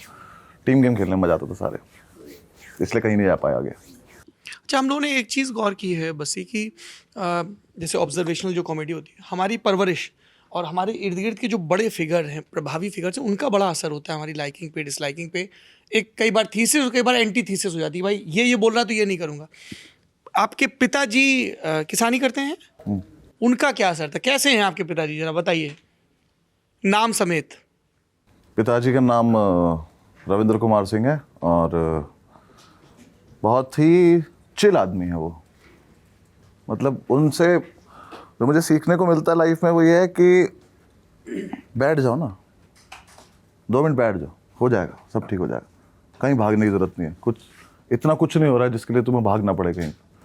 तो अब कितनी भी बड़ी प्रॉब्लम उनके सामने लेके जाओगे, वो उनके पास उसका सॉल्यूशन यही है कि चिल करो, आराम से बैठो, खाना वाना खाओ, एंजॉय करो, हो जाएगा, सब हो जाएगा लाइफ में। ऐसा कुछ नहीं ना भी उन्होंने कभी करियर के लिए बोला कि कल ही चाहिए मुझे कुछ, या तुम कर क्यों नहीं रहे हो, एफर्ट क्यों नहीं मार रहे हो। बचपन से ही कभी स्कूल जाने के लिए सुबह उठ के बोला कि पापा स्कूल जाने का मन नहीं है, तो आ जा, बैठ जा, सो जाए।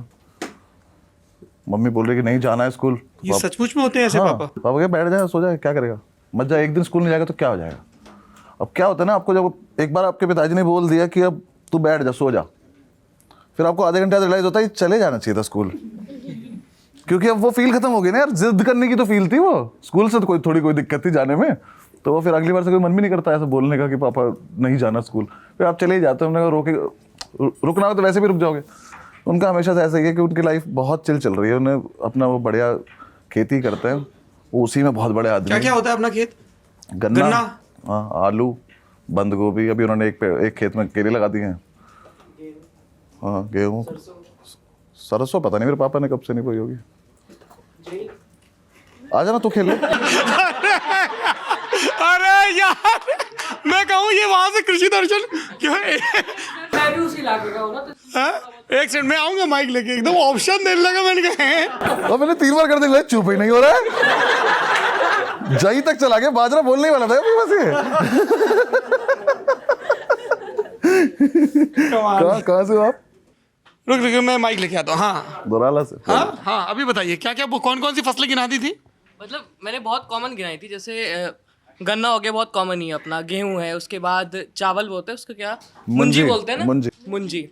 फिर ज्वार है, बाजरा है, और बरसी है। वो अपने बस कर ले मेरे कृषि दर्शन।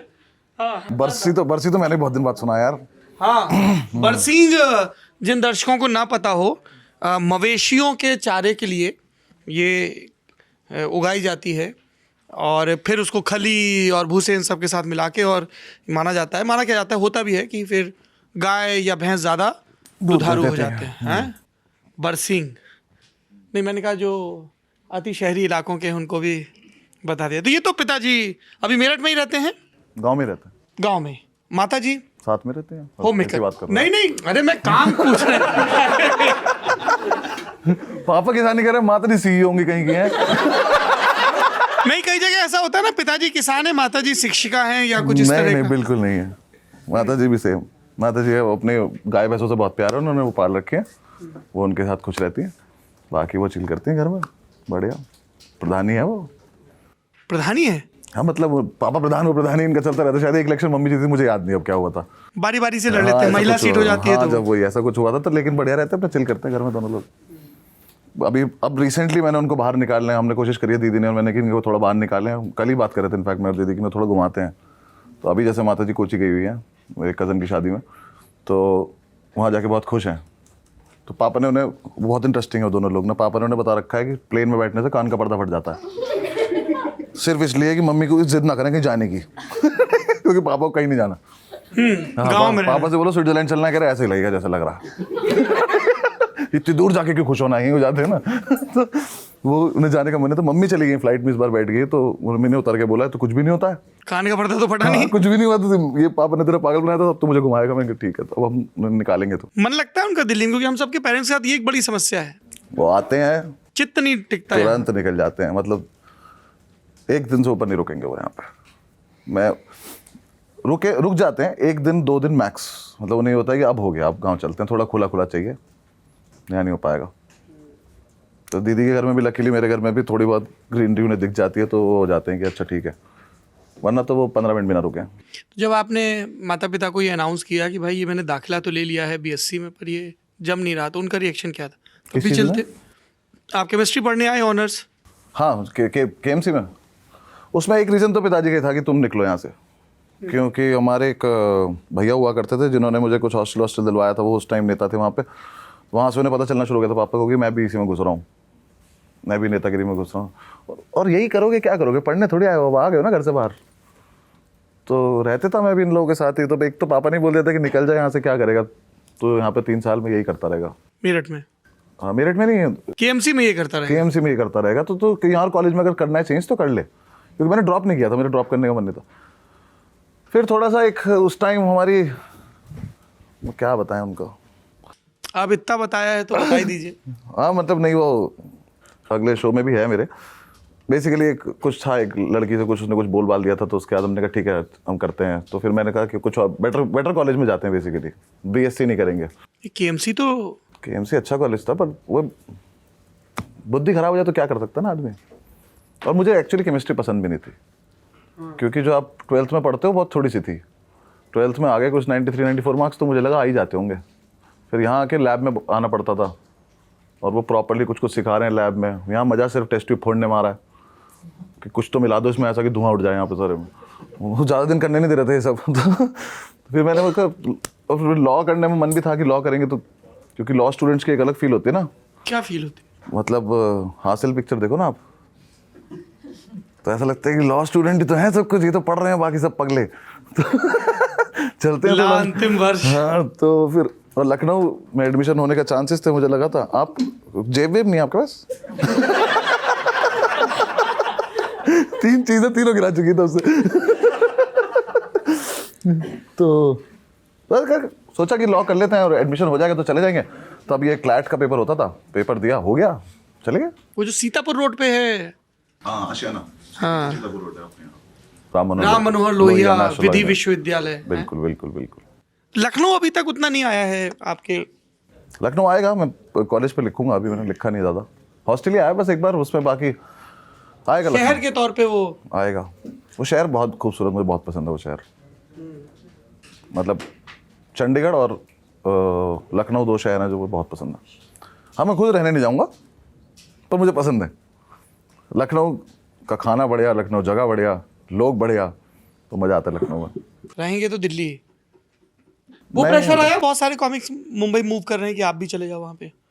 सर मुझे ना लॉजिक समझ में नहीं आया उस बात का कि जब आपको, आपकी ज़िंदगी सूटकेस ज़िंदगी है, जब आप मैक्सिमम टाइम एयरपोर्ट पे होते हो, तो फिर मैं किसी भी शहर में रह लूँ क्या फ़र्क पड़ जाएगा। जहाँ पे भी एयरपोर्ट है मुझे वहाँ रख लो, जहाँ से भी फ्लाइट जा रही है। तो मैं जब घर पे रहता ही नहीं हूँ, तो मैं दिल्ली रहूँ कि मुंबई रहूँ। अब अगर मुंबई में मेरी कोई मीटिंग है और मुझे बुलाएगा कि आप आओ, तो भी मैं होऊंगा तो कहीं बाहर ही, मैं कहीं पे शो ही कर रहा हूँ, तो फिर वहाँ से आऊँगा ही फ्लाइट पकड़ के। तो मैं इसलिए यहीं रहता हूँ। यहाँ मेरे दोस्त हैं मुंबई में, मेरे वो वाले दोस्त नहीं हैं, कॉलेज वाले टाइप के दोस्त नहीं है, तो जिनके साथ आप सहज रहें। बिल्कुल, जो है वही इंडस्ट्री वाले दोस्त हैं, वो हैं, वो भी सब बिजी रहते हैं।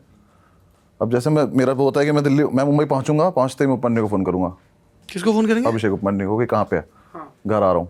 उपमन्यु अगर वहाँ पे नहीं है तो फिर मेरे पास पहला बंदा नहीं होता फ़ोन करने वाला, क्योंकि वो भी तो बिजी है ना, वो भी तो शोज़ कर रहा है, वो भी तो कहीं बाहर गया। तो इस चक्कर में मैंने कहा दिल्ली रहते हैं, दोस्त तो हैं कम से कम। जाकिर भाई के पास भी चले। जाकिर भाई तो काम सबसे ज़्यादा बिजी रहते हैं। जाकिर भाई तो रेयरली होते हैं कि अब वो खाली हैं। तो अब जैसे अभी से उन्हें, मैं अभी 20 को बॉम्बे जा रहा हूँ, तो कल रात ही बात हुई है मेरी कि मैं मिल रहा हूँ आते ही। तो उन्होंने बोला कि हाँ तब मैं हूँ, आ जा। तो पहले से करना पड़ता है ना उनसे, तो ये पहुँच रहे हैं कुछ। अब जो लोग दिल्ली आते हैं ये भी बढ़िया है ना, दिल्ली भी बहुत लोग आते हैं, ऐसी बात नहीं है। जो दिल्ली आते हैं वो भी तो आके फ़ोन करते हैं ना, उनके पास कोई ठिकाना नहीं होता है मिलने के लिए। तो फिर वो मेरे घर आते हैं। मैंने कहा मैं उल्टा करता हूँ, लाओ मुंबई वालों को यहाँ बुलाओ जरा सबको यहाँ के मिल के जाओ। तो वो मेरा उल्टा चलता है, कोई भी आता है दिल्ली। और इनमें से किससे आप बहुत डिस्कस करते हैं, चीज़ें बहुत सीखते हैं कुछ? सबसे, जाकिर भाई से भी, अभिषेक उपमन्यु से भी, गुजराल से भी। मैं तो सबसे करता हूँ। राहुल दुआ से, राहुल दुआ को हर चीज़ पता होती है मेरा, कौन सा कंटेंट कब जा रहा है, क्या है, कैसा है, कुछ भी। तो बाकी मतलब जो मिल जाएगा उससे जैसी बात हो जाएगी सबसे करते हैं, ऐसा कुछ भी नहीं है कि ये सवाल मैं इसलिए पूछ रहा हूँ क्योंकि मुझे तो आप सब लोगों की वजह से और परिचय की वजह से तो मुझे पानी ही है। हाँ, लेकिन इसको पीऊंगा कैसे मैं? उसमें ये वो ग्लास है। Oh yes. पीकदार नहीं लग रहा है? अरे यार कैसा आदमी है मेरा, पीने का बात तो खराब कर दी। जिसने भाई ने रखा था मैं उसी को बोला था तभी।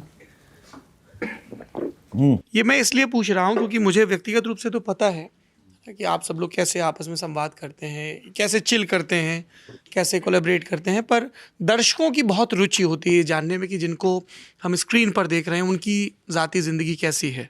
इसलिए मैं ये सवाल कुछ कुरेद के ज़्यादा पूछ रहा हूँ।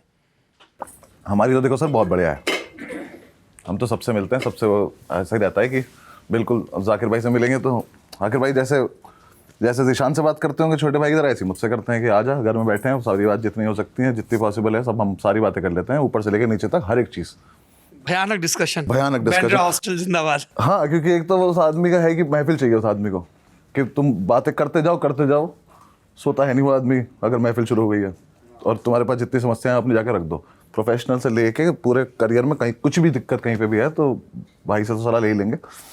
उपमन्यु का मेरा दूसरा है थोड़ा कि हम वैसे ज़्यादा चिल करते हैं कि एक तो मैं आपके कहाँ लगा कैमरा, मैं चलो आपके इस इंटरव्यू के माध्यम से एक चीज़ बताई देता हूँ। मेरा उपमन्यु को बहुत दिन से चल रहा है, हमारी कोई लड़ाई नहीं है आपस में। मतलब क्या इस तरह? इसकी बहुत बढ़िया स्टोरी है इसकी। उपमन्यु गया था यूएस टूर करने, कोविड आ गया, मैंने उसकी कोई रील डाल दी कि ये देखो वापस आ रहा है बीच में से छोड़ के। हम तो आपस में मजे कर रहे थे ना, क्योंकि वो गया था ये बोल के कि हाँ मैं आ रहा हूँ, और वहाँ से था कि मैं वापस आ रहा हूँ। तो उसका तो वहाँ जाके कैंसिल हुआ ना, यूएस जाके। मैं उसकी कोई मजाक उड़ा दी। उसके फैंस ने मेरी रील के नीचे कमेंट करने चालू कर दिया कि तू क्या बोल रहा है, तेरे पे तो ब्लू टिक भी नहीं है, ये है वो। जी। अब तब तक वो सिर्फ मेरा उपमन्यु का था। हाँ। अब वो बहुत बाहर जा चुका है, अब वो वर्ल्ड में जा चुका है, कुछ भी हो सकता है उसके बीच में। परिवार शामिल हो गया। परिवार शामिल हो गया है। तो लड़के मुझे बता रहे हैं कि तूने गलत कर दिया तो ऐसे उपमन्यु कैसे मजाक उड़ा रहा है। मेरे फैंस थोड़ी चुप बैठेंगे, अब वो आ गए। हमारे घर में भी तो लड़के हैं। हाँ, कि ऐसे कहते ब्लू टिक से क्या होता है, व्यूज देख जाके तू हमारे ज्यादा है। लड़ाई शुरू हो गई इनके आपस में। तो मैं उपमन्यु को स्क्रीनशॉट भेजा, मैंने कहा क्या हो रहा है, तो कह रहा होने देना, मजा आ रहा है। तो वो चलता रहा। ब्लू टिक की बात आ गई, मेरा कोई फैन ईगो पे ले गया, ब्लू टिक कैसे नहीं है हमारे पास। तो वो मुझे ही डांट रहा है मैसेज करके, आप पे ब्लू टिक क्यों नहीं है। मैंने कहा भाई चिपका थोड़ी सकते हैं यार, इंस्टाग्राम देगा तो दे देगा। इन्होंने क्या करा, उसी शाम से लेके इन्होंने इंस्टाग्राम की जो ऐप है उसके नीचे जो रिव्यूज होते हैं उसमें जाके लिखना शुरू कर दिया, बस को ब्लू टिक दो। वो इतना सारा लिख दिया कि रात के 11-11:30 बजे मुझ पर ब्लू टिक आ गया। मेरे फैन अब ये कई लोगों को आइडिया मिल जाएगा कि ये भी ब्लू टिक पाने का एक तरीका है। हाँ, लेकिन मुझे मिला, तुम्हें नहीं मिला, ठीक है। सबको थोड़ी दे देगा इंस्टाग्राम, मैंने अप्लाई भी किया हुआ था बहुत दिनों से। अब वो जो ब्लू टिक वाला लड़का था जिसने स्टार्ट किया था ये, अब उसके पीछे बढ़ गया कि ले आ गया ब्लू टिक, अब बता क्या करेगा। तो वहाँ से वो लड़ाई इतनी बढ़ गया, उसके बाद हमें तो मजा आने लगा। तो फिर मैंने उपमन्यु ने ये कैरेक्टर ही प्ले करना शुरू कर दिया। तो हम फोटो भी खिंचा रहे हैं तो ऐसे खिंचा रहे हैं, उसका मुंह उधर है, मेरा इधर है, ऐसी फोटो डाल रहे हैं हम। उसके बाद फिर एक जगह मुंबई में कहीं होटल में बैठ के पार्टी कर रहे थे, तो उसके पास मेरी एक वीडियो है। तो मैंने कुछ ऐसे उसके बारे में कुछ लिखा, मैंने ऐसे ही कुछ फिर से फालतू में, तो उसने लिख दिया अपनी स्टोरी में कि मैं तेरी वीडियो लीक कर दूंगा अगर दोबारा कुछ ऐसा लिखेगा तो। अब फिर आगे लड़के की वीडियो दिखाओ हमें क्या वीडियो है। धमकी कैसे दी भाई को? तो उनके हिसाब से यही चल रहा है कि हमारे ना आपस में कुछ चल रहा है। मुझे शोभ के आप पूछ चुके लोग आके कि आपके और उपमन्यु के बीच में क्या सब ठीक है ना। मैंने कहा हम शादीशुदा थोड़े ही ठीक नहीं भी होगा तो क्या फर्क पड़ रहा है। तो मैं वो बताना चाहता हूँ हम बहुत अच्छे दोस्त हैं, हम बस ऐसे ही करते रहते हैं, जो मजा बहुत आता है हमें। लेकिन तुम नहीं मानोगे, हम फिर से शुरू कर देंगे। ये सारे स्टैंड अप कॉमेडियंस को होता है कि उनके शूज बहुत नहीं उम्दा सर, होने चाहिए। नहीं ऐसा कुछ है नहीं। नहीं, मैंने जाकिर को भी देखा है, he is very particular about his shoes. हाँ मतलब खर्च नहीं हो रहे हमसे और कहीं पैसे। हमें लगता है जूते खरीद लेते हैं, जूतों का शौक है मुझे तो। शिवांकित को भी मैंने देखा था, मतलब वो तो एक्टर हैं, हाँ राइटर हाँ हैं। हाँ, शिवांकित भाई भी हाँ सही, उन्होंने भी ऊपर। लड़कों के पास है ही क्या ऑप्शन। आप देख लो यहाँ से वहां तक हम सारे एक जैसे लग रहे हैं। हमारे कपड़े देख लो, बस भाई साहब ने वो चेक का सूट ले लिया, वो अपने आप को बहुत कूल समझ रहे होंगे, लेकिन कोट लिया लेकिन चेक वाला ले लिया हमने। बाकी कुछ नहीं है किसी के पास। टी शर्ट डाली भाई ने, शर्ट डाली, जैकेट डाली, शर्ट डाली, जैकेट डाली, शर्ट डाली, जैकेट डाली, कुछ ऑप्शन ही नहीं हम लोग पे। ये लोग जाएंगे सारा हमारा, इनके उसमें जाओ एक बार तो समझ में आता है कि अच्छा 5 तरीके से भी हो सकती है बाजू, अलग अलग तरीकों की। तो हम क्या कर लोगे, आप देख लो अपने आप को। आप ऐसे मुझे देख लो, ऐसे ऊपर से नहीं, हम यहाँ तक सेम है सब। तो हमें लगा बस वहीं बदल सकते हैं, तो ये इस पे पैसे खर्च कर रहे हैं, ठीक है जूते ले लेते हैं। बाकी तो कुछ नहीं, जूते और चश्मे 2 चीजों पे पैसे लगा देते हैं। एक चीज हम, हाँ जी, कितने के हैं? जरा घर जाएंगे।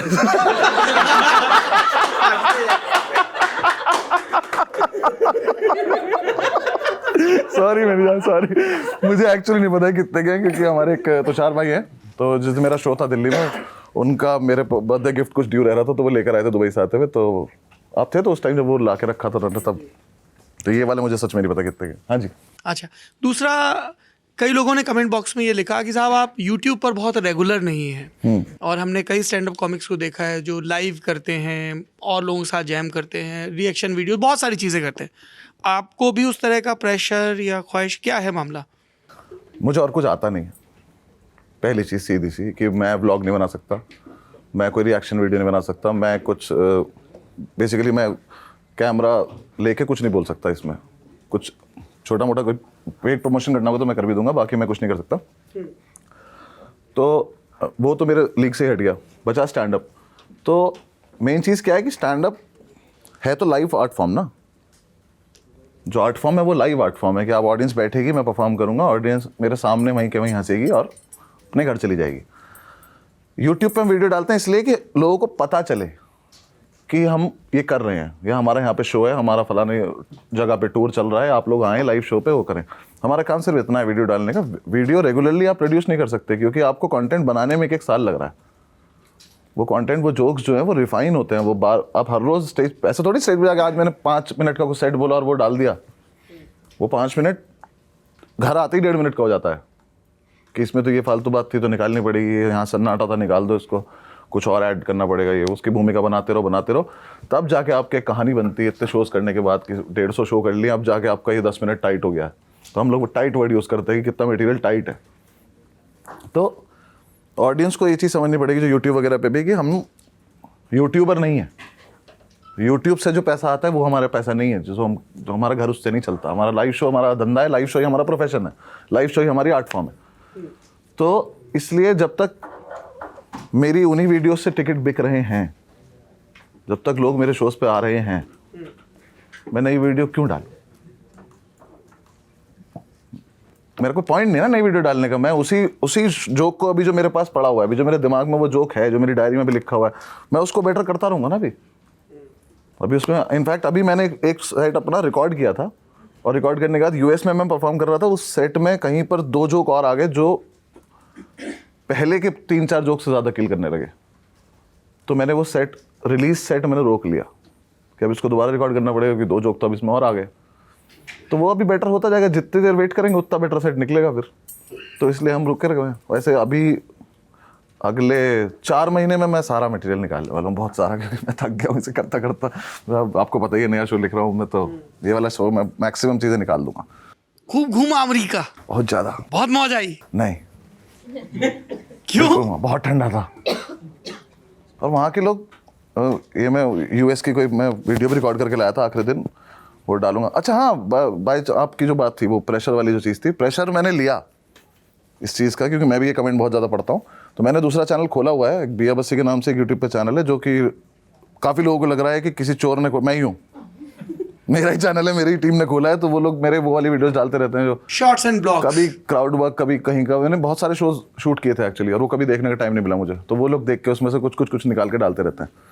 तो उस चैनल को देख सकते हो, उस पर आती रहती है वीडियो हर 7-8 बिया बस्सी। बिया बस्सी अमेरिका। हाँ बहुत ठंडा था एक तो, और वहाँ के लोग कह रहे हैं अभी तो ठंड पड़ी नहीं है। मैं कहा तो मुझे तो अभी लग रही है ना, अब क्या मैं 15 दिन बाद आऊँ और फिर आके बोलूँ ठंड लग रही है? 0 डिग्री हो रखा है, हमें थोड़ी ना आदत है -2 तक। वो -2 में ऐसे ही कूल है वो लोग, जॉगिंग कर रहे हैं -2 में। तो मेरा तो दिमाग खराब हो गया, तो मुझे तो बहुत ठंड लग रही थी, और खाना भी उतना कुछ खास नहीं है। घूमा बहुत मैं, लेकिन लास्ट के 10 दिन में बोर हो गया था मैं कि अब वापस चलना चाहिए। कहाँ बढ़िया चीजें कौन सी रही जो आके बताई फिर घर वालों को कि ये बहुत सही था? घर वालों को तो अमेरिका ही बताया, बस अमेरिका बहुत बढ़िया था। सर देखो थोड़ी सी तो फटी पड़ी थी वहाँ पे, अगर बोर्ड लगा हुआ दिखेगा कि sale on guns and knives, तो फट तो किसी की भी जाएगी। क्योंकि मुझे उन्होंने बोला कि यहाँ बंदूक दिखा के पर्स ले लेते हैं। मैं कहा भाई मैं मेरठ से बाहर इसीलिए आया था कि मेरे साथ ये ना हो। अब अगर ये होना ही था तो मैं इतनी दूर क्यों आया हूँ? ये तो बस बाहर निकलना था, हो जाता वहाँ पे भी। फिर आप कहोगे मेरठ की मजाक उड़ा दी। नहीं मैं नहीं कह रहा हूँ, ये जनता कहेगी आगे। तो वहाँ पे था सिस्टम ये कि आपको पता चल रहा है न्यूज़ में कि आज फलानी जगह पे एक आदमी ने घुस के बार में इतने लोगों को मार दिया, तो थोड़ा सदमा सा लग जाता है एकदम कि भाई ये गलत हो रहा है जो भी हो रहा है। बाकी घूमने उमने का सब बढ़िया था। मुझे सियाटल बहुत पसंद आया, मुझे LA बहुत ही ज़्यादा बढ़िया लगा। उन्होंने एक वो पूरी रोड बना रखी है जिसपे अपने स्टार्स के नीचे एक स्टार बनाया, उसके ऊपर आर्टिस्ट का नाम और वो क्या करता है वो सिपूरी, वो क्या कहते हैं उसको? हाँ जी, Hollywood hall of fame. Hall of fame कुछ ऐसा वो बना रखा है। वॉक ऑफ फेम है शायद, वॉक ऑफ फेम, हाँ वो बना रखा है, वो बहुत बढ़िया था। हॉलीवुड का निशान मैंने दूर से देख लिया, मैं कहा इतनी दूर क्या देखेंगे, लिखा ही तो है बस ये। बाकी वो बहुत अच्छी चीज़ है, उन्होंने ना हर जगह हर शहर में ऑब्जर्वेटरीज बना रखी हैं कि आप ऊपर जाके उस पर खड़े हो जाओ और वहाँ से पूरा शहर दिखता है फिर, तो वो बढ़िया था। उसमें एक जगह मुझे डर भी बहुत लगा क्योंकि एज करके एक न्यूयॉर्क में बना रखी है उन्होंने, और मैंने वहाँ से अपना कुछ एक ड्रिंक उठाई और मैं चलने लगा 101 फ्लोर पे, और मुझे हाइट से डर लगता है तो मैं ज़्यादा बाहर देख नहीं रहा था, ऐसे वो दिख रहा था सबको। चलते बीमारी भी होती है ना हाइट वर्टिगो?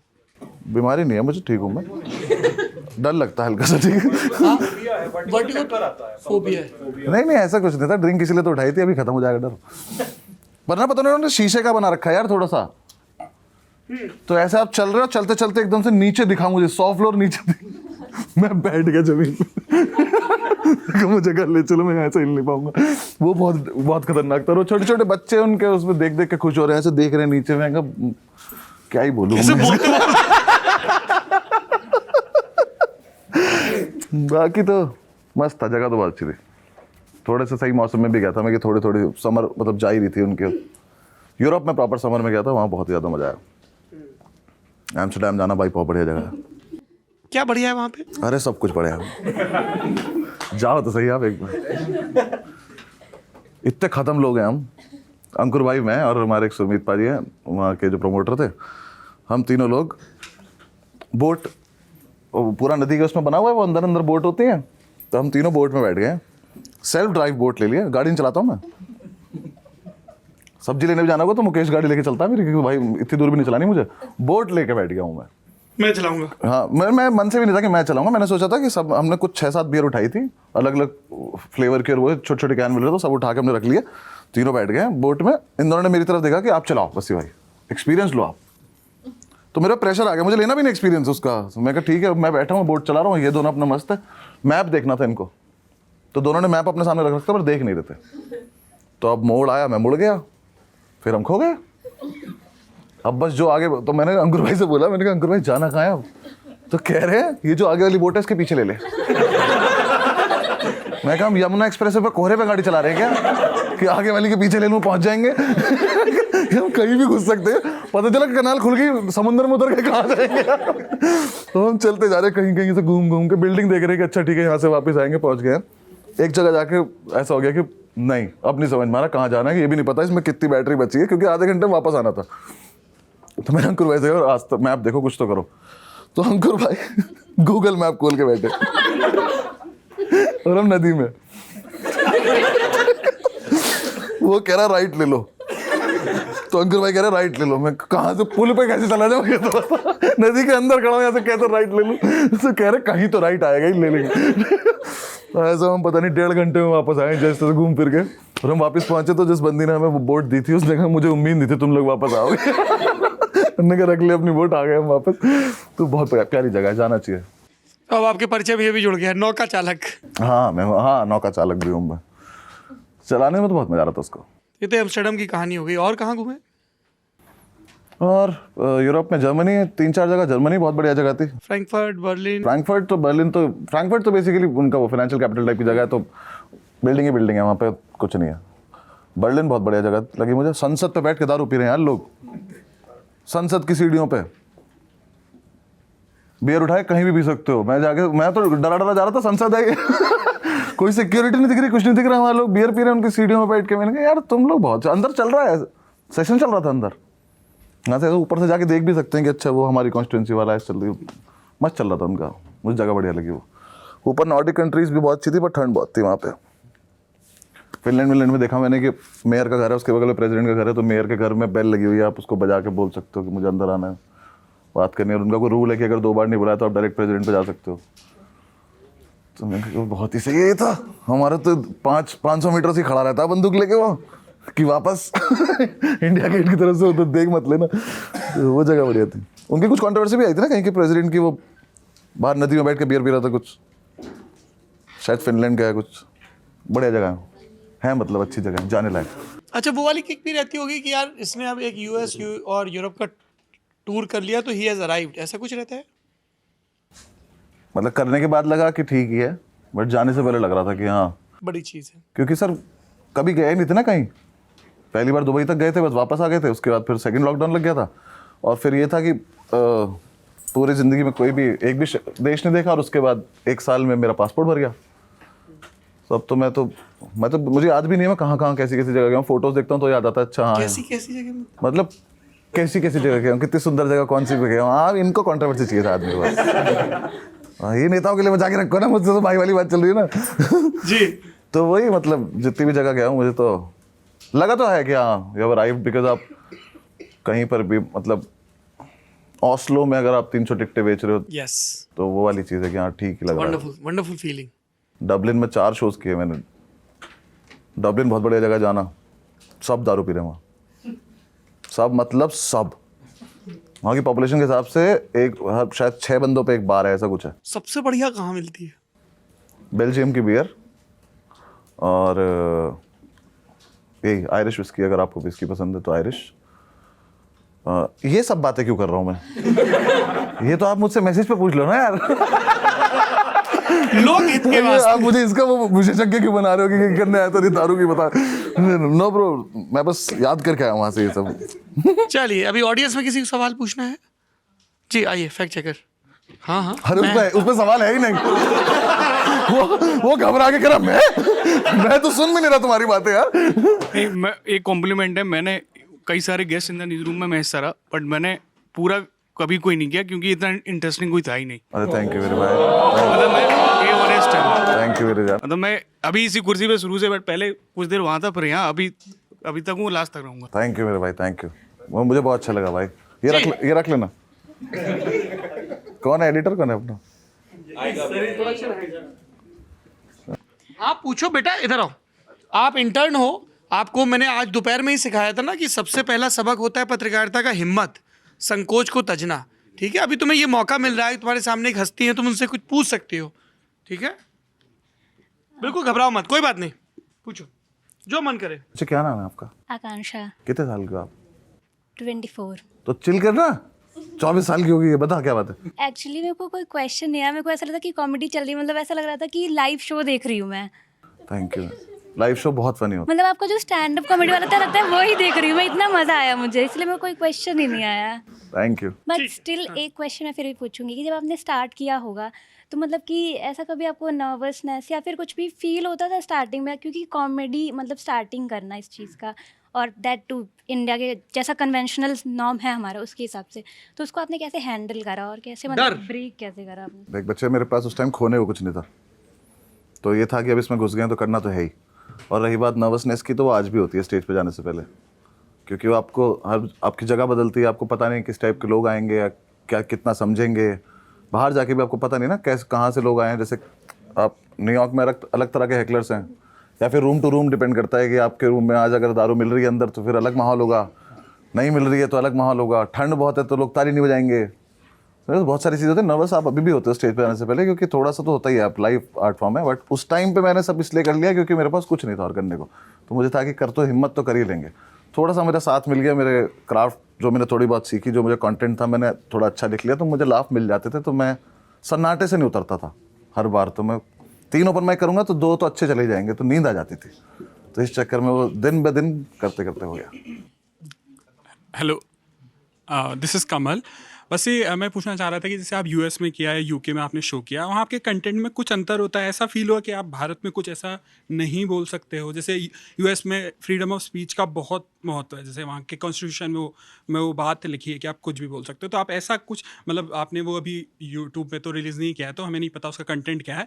तो ऐसा कुछ अंतर होता है भारत में जो आपका शो होता है उसका कंटेंट और बाहर के कंटेंट में? पर ये इंटरव्यू भारत में रिकॉर्ड हो रहा है। हाँ, वो मैं ये नहीं चाहता कि वो बताएं, बस ये कि अंतर होता है या नहीं होता है। नहीं, मैं पूरा बताऊंगा मेरी जान। पहली चीज़ तो मैं यूएस की ऑडियंस के लिए परफॉर्म नहीं कर रहा था, तो कॉन्स्टिट्यूशन अपना ही था। ठीक है, हाँ, वहाँ जनता तो अपनी आ रही थी ना सारी। और दूसरा, मैं ऐसा कुछ कंट्रोवर्शियल ऐसा कुछ लिखता भी नहीं हूँ। तो संविधान मैंने पढ़ा भी हुआ है, पेपर दिए मैंने तो उसके, ठीक है। तो मुझे पता है कितना कहाँ पे कितना बोलना है, क्या करना है। तो ऐसा मेरा कुछ कंटेंट होता भी नहीं है। मैं बकवास करता हूँ यार। मैं क्या कोई काम की बात कर रहा हूँ जिसमें कुछ गलत कर दूंगा? तो कहानी सुनाता हूँ मैं अपने दोस्तों की, दोस्त तो उनकी ज़िंदगी ख़राब है, क्या कर लेंगे हम सब। तो ऐसा कुछ मैं कंटेंट में कुछ चेंज नहीं किया मैंने। यूएस जाने के बाद जैसे लोग हम हैं ऐसे ही लोग वो हैं, बस यहीं से तो उठ के गए हैं, सारे नौकरी लग गई बस, तो मस्त करके आ गए। वहाँ के यूएस के ऊपर पर्टिकुलरली कोई जोक मैंने कुछ बनाया नहीं, क्योंकि मेरा जोक मैं बना भी पाता हूँ तो ज़्यादा उस पर कि उनके सड़क पार करने के तरीके कैसे हैं वो सब, वहाँ अंदर तक तो मैं घुसा ही नहीं उन पर। ट्रम्प तक थोड़ी चला जाऊँगा मैं। हाँ बस्सी भाई, मुझे ये पूछना था कि लाइव परफॉर्मेंस जब आपका एक शो रहता है, तो क्या जो आप प्री डिसाइडेड सेट आपने जो धीरे धीरे रिफाइन करके फाइनल सेट जो आपने लिया, सिर्फ उसी पे डिपेंडेंट रहते हैं कि क्राउड वर्क भी मुझे 15-20 मिनट करना पड़ेगा, तब वो वार्म अप करेंगे तभी मैं सेट को आगे ले जा सकता हूँ? ऐसा कोई प्रेशर? नहीं सर, 2 तरह के शोज़ होते हैं। एक में आपके पास ओपनिंग स्पॉट होता है, जो नए कॉमिक हैं वो अगर जा रहे हैं तो उनका काम वही है, माहौल सेट करना ही है उनका काम। तो वो अगर वो काम अपना बखूबी निभा के आ गए हैं तो आपको कोई मतलब नहीं, फिर आप जाएंगे अपना परफॉर्मेंस स्टार्ट कर देंगे। कभी कभी कुछ रूम्स होते हैं जिनमें, फॉर एग्जांपल लंदन में मैंने किया था लोगन हॉल, तो 6 बजे का शायद 4 या 5 बजे का शो था। तो वहाँ पे जितने बजे का शो है तो बजे स्टार्ट करना होता है। बट वो लोग ये समझ नहीं रहे हैं कि जनता हिंदुस्तानी आ रही है। वो 6 बजे के शो में घर से निकले 6 बजे, और फिर वो सोच रहे हैं 2 बियर पी लेते हैं फिर चलते हैं, इतनी जल्दी थोड़ी शुरू हो जाएगा। तो वो स्टार्टिंग में जब वो आए हैं तो वो बहुत देर लगी मुझे उनको सेटल करने में। मुझे ज़बरदस्ती 10-12 मिनट वो करना पड़ा कि मैं अभी जोक स्टार्ट ना करूं, क्योंकि स्टोरी स्टार्ट कर दी। और सबसे ख़राब होता है जो आगे की रोज़ खाली होती है, जो आपको दिख रही है वही खाली है, बाकी पीछे जनता भरी पड़ी है। तो उसमें करना पड़ता है, otherwise it's not necessary to do. आप जाओ स्टेज पे अपना सेट शुरू करो। मेरा सेट ऑलरेडी 2 घंटे का, तो मैं ज़्यादा करता नहीं। हाय अनुभव। हाय भाई। कमल ने जो सवाल पूछा था उसी से जुड़ा हुआ मेरा एक सवाल है। मैं ये जानना चाहता हूँ, जो मूलभूत क्वेश्चन है कि कितनी कॉमेडी बहुत कॉमेडी है। माने कि जैसे एक वेस्ट की धारा है कि आप 9/11 पर भी जोक्स कर सकते हो क्योंकि वहाँ के ऐसी सेंस एंड सेंसिबिलिटीज़ हैं, और एक अपनी धारा है कि जिस आप टोपोग्राफी पे जोक कर रहे हो और जिस तरह की सोशियो पॉलिटिकल कंडीशनिंग पे जोक कर रहे हो वहाँ पर अपना है। तो आपका बस मत क्या है, क्योंकि आपने बीच में एक अपनी बात में जिक्र किया था कि वो जो आपने नॉन लिविंग थिंग चीज़ पहली बार गिरी, वो आपको टीज हुई कि बहुत सारे लोग समझे नहीं। तो क्या आपको ऐसा लगता है कि यार थोड़ा और खुलते तो और कुछ कर पाते, ऐसा कुछ? ये तो यार देखो, जितना ज़्यादा से ज़्यादा खुल सकते हैं उतना ज़्यादा स्कोप हमारा बढ़ जाएगा, उतना ज़्यादा लोगों की समझ बढ़ जाएगी, उतनी सहन शक्ति बढ़ जाएगी, और उतना ज़्यादा आपकी सोसाइटी का स्कोप बढ़ जाएगा आगे बढ़ने का। तो वो तो हम चाहते हैं, एज एन आर्टिस्ट आप हमेशा ही चाहते हो। अब जो अभी कंपल्शंस हैं भी, या फिर जो आपको लगता है कि ये चीज़ कोई नहीं समझेगा या इस पर कोई ऑफेंस ले जाएगा कुछ, वो चीज़ों को भी मैं भी जिस तरह से आपको बता रहा हूँ अब तक पूरे 2 घंटे में जो भी बता रहा हूँ, मैं मजाक में लेके बता रहा हूँ आपको। बट एज एन आर्टिस्ट आपको पता है कि आपकी लिमिटेशन है, और अगर आर्टिस्ट होने के साथ साथ भी लिमिटेशन है तो फिर हमारे समाज में कुछ तो गलत है। तो वो चीज़ मैं उससे बखूबी मुझे पता है, लेकिन हाँ हो जाएगा, थोड़े टाइम में हो जाएगा। अभी तो story stand up comedy I कब है यार, अभी तो आई है। हाय अनुभव, मैं भी मेरठ, बागपत, बड़ौत इन लोगों से घिरा हुआ हूँ। तो यहाँ पर क्या होता है, मेरे पापा क्या है भाई? मतलब है, रिश्तेदार है सब आसपास। ये आप सैलरी नहीं दे रहे इसको? हाँ जी भाई, सॉरी, हाँ बताएं। तो मेरे पापा अपने गांव के टाइम की कई सारी कहानियां, स्टोरी नरेट करते हैं। तो उसमें होता है किसी के घर पे डकैती पड़ गई, किसी को घर से निकाल दिया, इतनी सीरियस बातें हैं, पर वो उसको बताते हो या तो हंस पड़ेंगे या कुछ, जैसे अभी आपने CEO वाली लाइन मार दी थी, कुछ ऐसे लाइन मार देंगे, तो वो सुन के या तो आप ऑफेंड हो जाओगे या हंसी आ जाएगी। अभी मेरे कज़न की शादी हुई है, उसमें एक रिश्तेदार बैठे थे, विदाई के टाइम पे सब रो रहे थे, तो उन्होंने कुछ देखा कि भाई जीजा भी रो रहे हैं लड़की के, तो वो खड़े होके गए धीरे से, कह रहे हमने तो जिज्जा रोते कभी ना देखे शादी में। हम तो पहली बार देख रहे हैं जिज्जाओं को रोते हुए।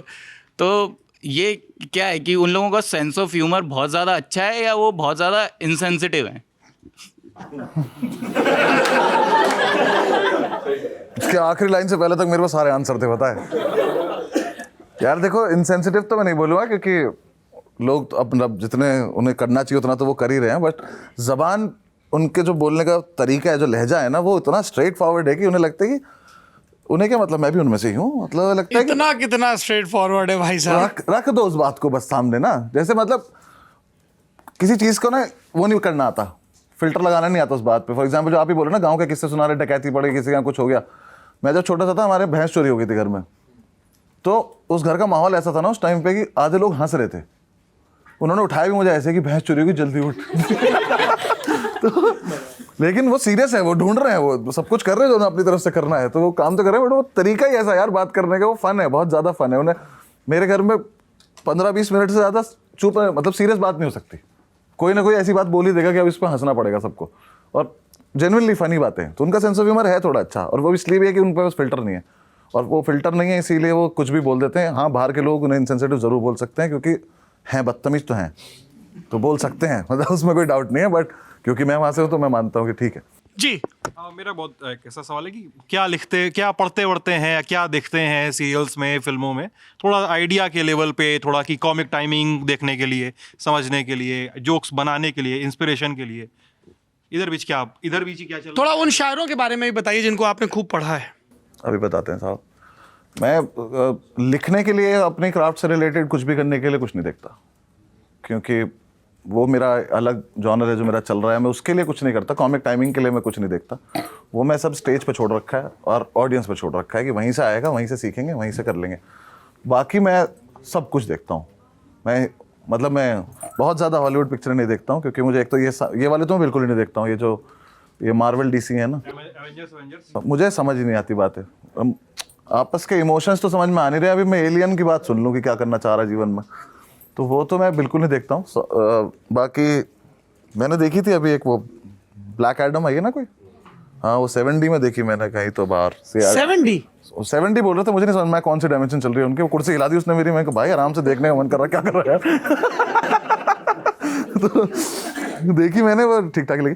पर मैं जो अपनी बॉलीवुड हिंदी मूवीज आती है, हिंदी हो गई, अपने कन्नड़, तेलुगु, जो भी मुझे आजकल मेरी टीवी पे दिख जाता है, मैं पिछले 7 दिन से तो शायद सिर्फ टीवी देख रहा हूँ, और सारी सीरीज निपटाई है मैंने भी, खाकी, मुखबिर, जितनी भी आई हैं, तो सब देख रहा हूँ मैं। हाँ, वेब सीरीज देखता हूँ मैं इस चक्कर में कि अगर लिखना है तो फिर किस तरह का वो करना होगा, क्योंकि वो भी लिखने का मन है मेरा थोड़ा बहुत। वेब सीरीज नहीं सर, कुछ क्या है कि कुछ कंटेंट ऐसा है ना आपके लाइफ में, जो मेरे एनेक्डोट्स कुछ ऐसे हैं जो मैं लिखना चाहता हूँ, लेकिन वो मुझे पता ही है स्टैंड अप में नहीं चल पाएंगे, क्योंकि उसमें कहीं ना कहीं ऐसे कैरेक्टर्स हैं जिनकी मैं सिर्फ मजाक उड़ा के निकल जाऊंगा तो जस्टिफिकेशन नहीं होगा उस कैरेक्टर के साथ।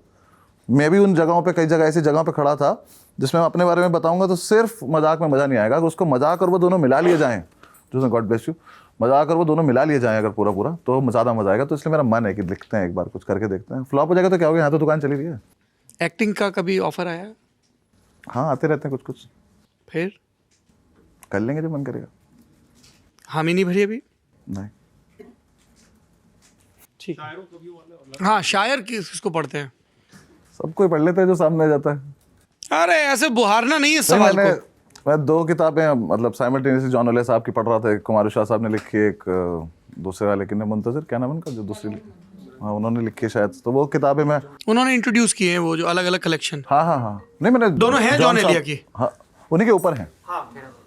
तो हमने कॉलेज में शुरुआत करी, हमारे राहत इंदौरी साहब हमारे एक फेस्ट में आए थे, तो हमने राहत इंदौरी साहब से शुरू किया कि अच्छा चलो इनको और पढ़ते हैं। मतलब शायरी पहले भी सुनी हुई थी सबकी, पर उन्हें इनको और पढ़ते हैं। वहाँ से शुरू किया, फिर मुनव्वर राणा साहब, फिर मुझे बीच में 2 साल गुलजार साहब बहुत ज़्यादा पसंद आ गए, उनकी कहानियाँ, उनका सब कुछ, जितनी भी उन्होंने किताबें लिख रखी थी, उनकी शॉर्ट स्टोरी बढ़िया हैं, कुछ कुछ तो बहुत ही अच्छी हैं गुलजार साहब वाली।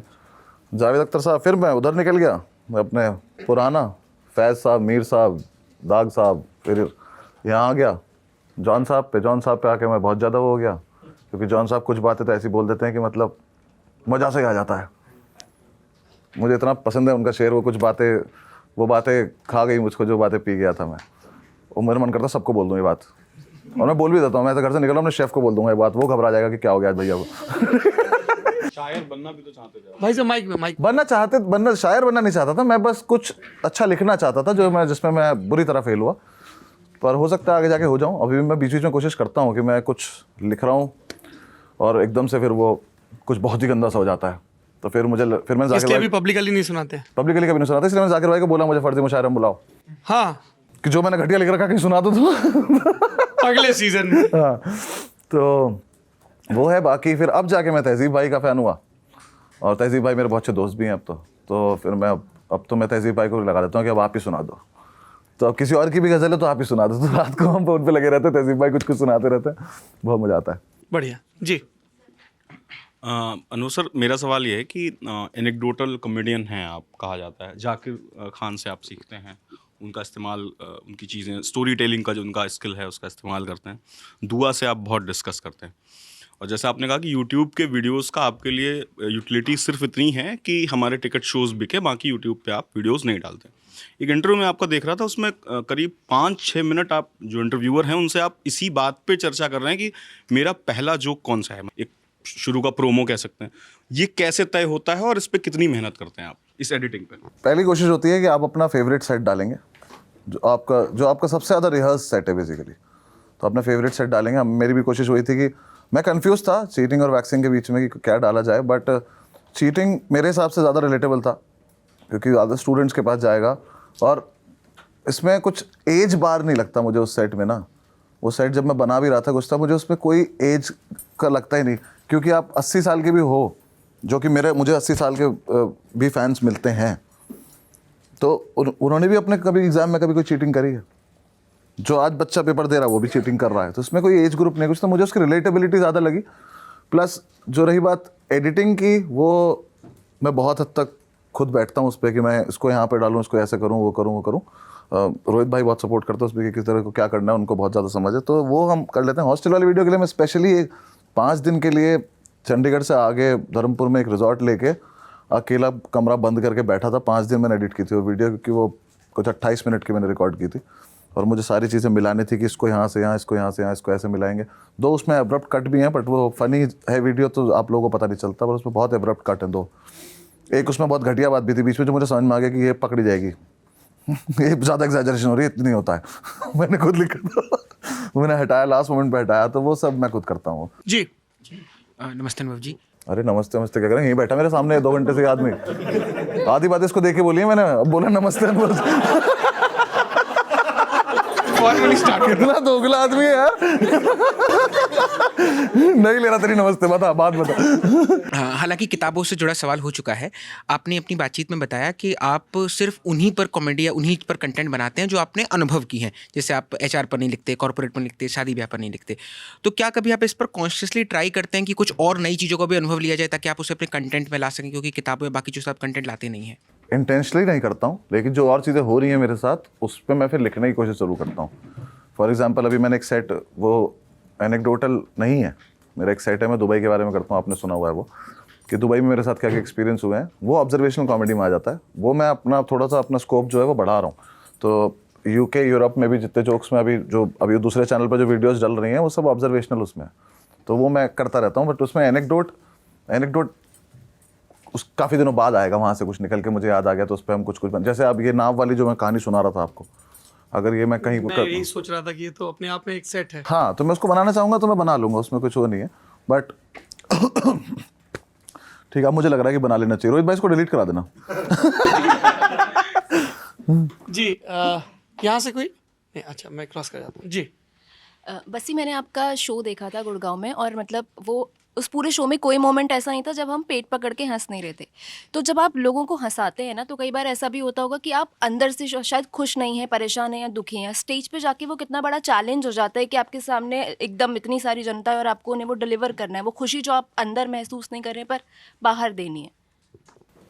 देखो, पहली चीज़, मैं दुखी रहता नहीं हूँ, मैं खुशी रहता हूँ, क्योंकि मैं आदमी नहीं हूँ ऐसा जैसे ये क्या बोलते हैं, क्या वर्ड होता है, कलेश।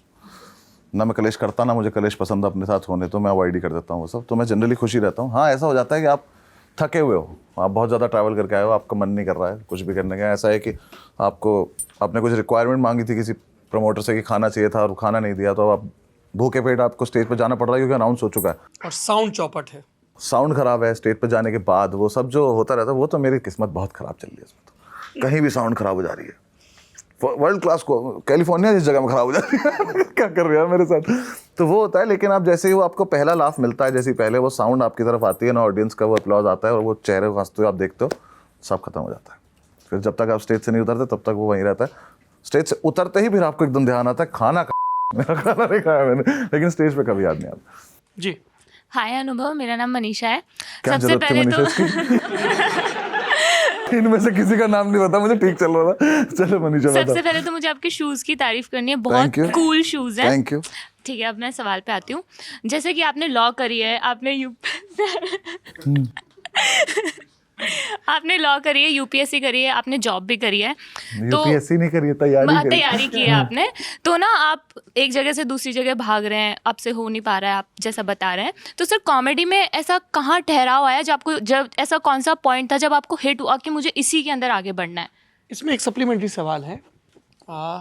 एक फेज़ था जब आप बहुत परेशान थे, और मैं व्यक्तिगत तौर पे ये चाहता हूँ कि सारे सफल लोग अपनी लाइफ के जो डल डार्क फेजेस हैं, जब वो मेंटली बहुत थका हुआ, परेशान महसूस कर रहे थे, डिप्रेस महसूस कर रहे थे, क्योंकि वो क्लिनिकल टर्म है इसलिए मैं अभी तक उसके मेंशन से बच रहा था, और फिर उससे वापस आते हैं।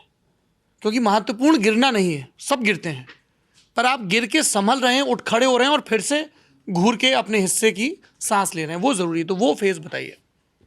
वो सर 2017 के आसपास ही था जब मैंने रेस्टोरेंट बंद किया अपना। मैं मतलब I lock myself in a room किया, वो नहीं हो रहा मुझसे, कुछ भी नहीं हो रहा। बट वो ये मैंने अपने टेड टॉक में बोला था कि मुझे अंदर से लगता रहता था कि मैं फेलियर नहीं हूँ, मैं कुछ तो करने के लिए बना हूँ, मैं कुछ तो करूँ। मेरी फिल्म चल रही है मेरे बचपन से, मैं बचपन से लग रहा है मुझे कोई देख रहा है। मैं अगर स्टेज पे कोई प्ले कर रहा हूँ तो मुझे दिलीप कुमार साहब देख रहे हैं कि वाह क्या एक्टिंग कर रहा है। मैं क्रिकेट खेल रहा हूँ तो मुझे सीधा सचिन तेंदुलकर देख रहे हैं कि वाह क्या बैटिंग कर रहा है।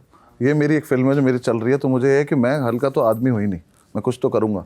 बट वो इतना ज़्यादा सोसाइटल प्रेशर और कुछ भी आपका मेंटली भी आप एज अ पर्सन आप इतने वीक हो जाते हो कभी कभी कि उस टाइम आपको समझ में आना बंद हो जाता है कि मेरे साथ करना क्या है। तो मैंने काफ़ी दिन में अपने कमरे में बंद रहा कि मुझसे नहीं हो पाएगा या कि क्या शुरू करूँ।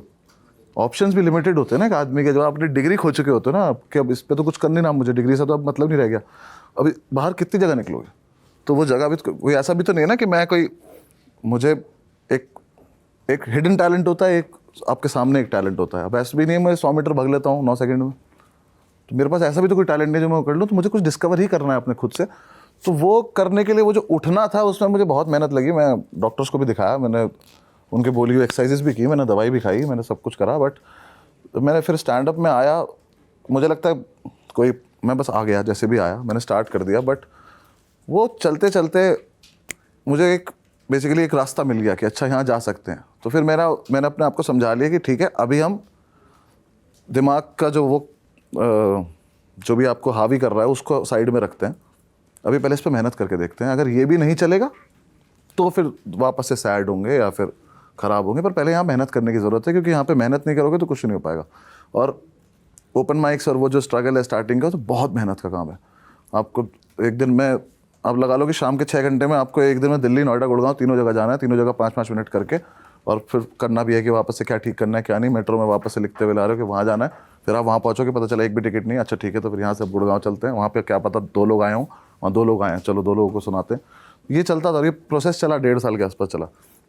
जो आप पूछ रहे थे मुझसे कि आपको स्टैंड अप में कब लगा कि मुझे वो मिल गया है, वो मुझे लगा जब मैंने अपना एक शो डाला, सही साउथ एक्स में डाला, चीटिंग वीडियो से जस्ट पहले तो मैं दिल्ली में थोड़ा बहुत फेमस हो गया था। जो लोग रेगुलर कॉमेडी देखने आ रहे थे उन्हें समझ में आ गया था कि अच्छा हाँ ये वाला लड़का है अगर तो हम देख लेंगे।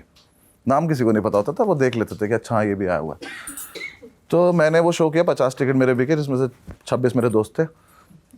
मैंने बुलाया था कि आ जाओ यार 24 लोग आ गए थे, लेकिन कहीं उसमें महीप सर भी आए हुए थे। महीप सर बहुत सीनियर कॉमिक है, हमारे बहुत बड़े आदमी, वो आए हुए थे। वो बैठे थे शो में, उन्होंने शो के बाद आके मुझसे वो गले वाले लगे और मैंने पहली बार शायद 56 मिनट्स में उतरा था स्टेज पे। पहली बार इतना लंबा शो किया था, जब चीटिंग भी किया था, वैक्सिंग भी किया था और भी कुछ किया था। तब तक हॉस्टल रूममेट मैंने लिखे नहीं थे। तो वो करके मैं उतरा, उन्होंने गले वाले लगाया। उन्होंने जाके फेसबुक पे स्टेटस डाला कि कॉमेडी में नया बंदा आ रहा है, बहुत अच्छा कर रहा है लड़का, ये वो मेरा, मुझे टैग करके।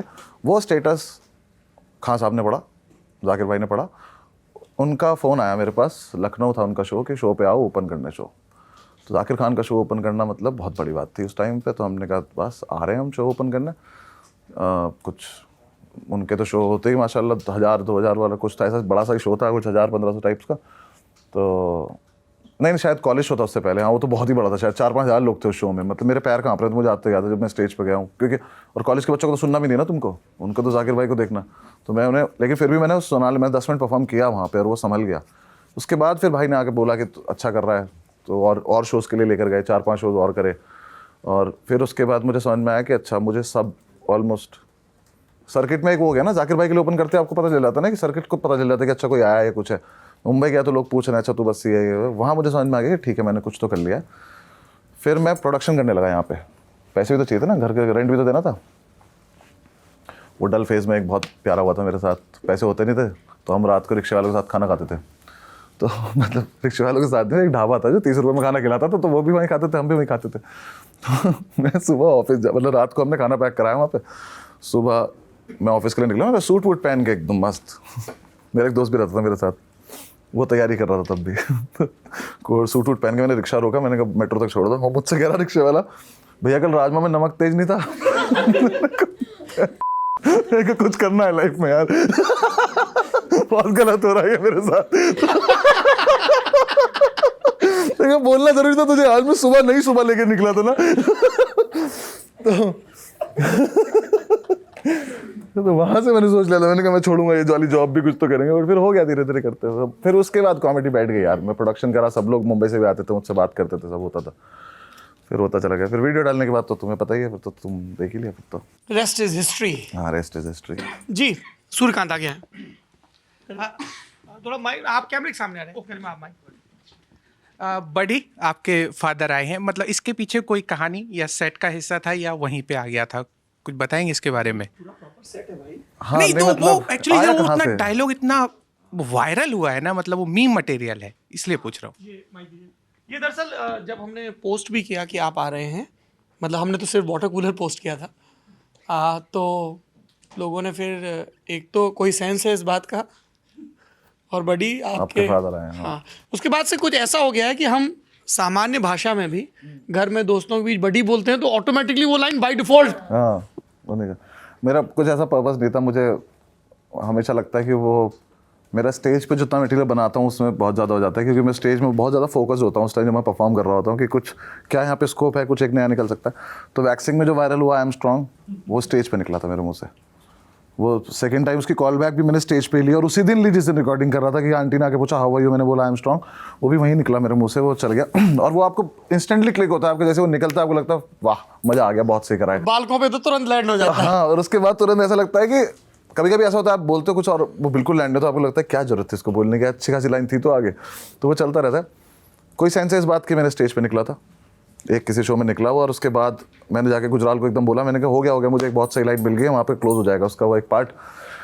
बड़ी आपके फादर आया, मैं ऐसा कुछ नहीं था। जब मैंने खुद से मैंने पहली बार परफॉर्म करते करते बड़ी बोला ना, तो मुझे नहीं पता था कि मैं ऐसा बोल रहा हूँ कि वो इतना कैची लग रहा है। वो पहली बार जब मैंने परफॉर्म किया तो सारी ऑडियंस के सामने से बड़ी बोल दिया वापस से, तो एक दो लोग बहुत देर तक बोलते रहे बड़ी बड़ी, तो मैं रुक गया, मैंने कहा क्या हो गया, तो मैं बस बोलना चाह रहा बड़ी तेरे पापा आए हैं। पहले मैं ऐसी कोई लाइन बोल रहा था, फिर वो तेरे से आपके हुआ, क्योंकि आपके में थोड़ी इंसल्ट बढ़ जाती है और ज़्यादा कि अब थोड़ा सा डर। और वैसे हम इन जनरली जब पिताजी कोई बात करते तो हम फादर साहब ही बोलते हैं, तो इसलिए मैंने फिर उसे फादर कर दिया। फिर वो ऐसे बोलते बोलते ये एक ऐसी लाइन बन गई कि लाइव शो के बाद मुझे लोग आके बोलने लगे, फ़ोटो खिंचाते वो आगे तो मिलते हैं तो उसके बाद वो बोल के जाने लगे कि बड़ी आपके फादर हैं, बड़ी आपके मतलब कोई अपने पापा के साथ आया तो वो बोल रहा है कि बड़ी आपके फादर हैं, ऐसे करने लगे वो लोग।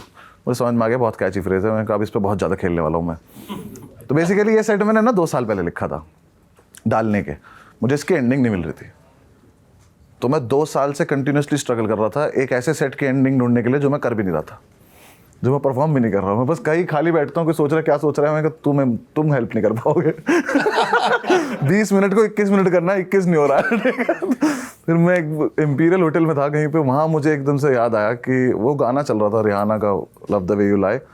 मुझे याद आया कि यही गाना हम सुनते थे वहाँ पे, तभी ये गाना स्पीकर, वो छोटे छोटे स्पीकर नहीं आते लैपटॉप के साइड में लगा देते थे उनको, घटिया से तार वाले, तो उस लैपटॉप नहीं सॉरी डेस्कटॉप था वो, हाँ। तो वो फिर मुझे याद है, फिर मैंने वहाँ से सोचा इसको क्लोज करके देखते हैं, फिर वो बाई चांस हो भी गया क्लोज, तो कहा ठीक है। वहीं से मैं रोज भाई को फ़ोन कर देता हूँ, मैं कहा शो डालो, बहुत सही जोक आ गया किसी के साथ भी डाल दो क्लोज करना है। हाँ जी यहाँ कोई है? हाँ सुन। आपने खुद ही बताया है कि पिछले 8 साल से आप सिंगल हैं। मेरा सवाल ये कि मैक्सिमम एक सेकंड मैंने कब बताया? ये कब कहा उन्होंने कि सिंगल है? एक इंटरव्यू में कहा था, अपनी रिसर्च में भी क्या एक इंटरव्यू में कहा था, रिसर्च में भी अरे गलत लिखा है। नहीं ठीक है नहीं सही लिखा है, ठीक है बिल्कुल, बताओ आप। है ना? नहीं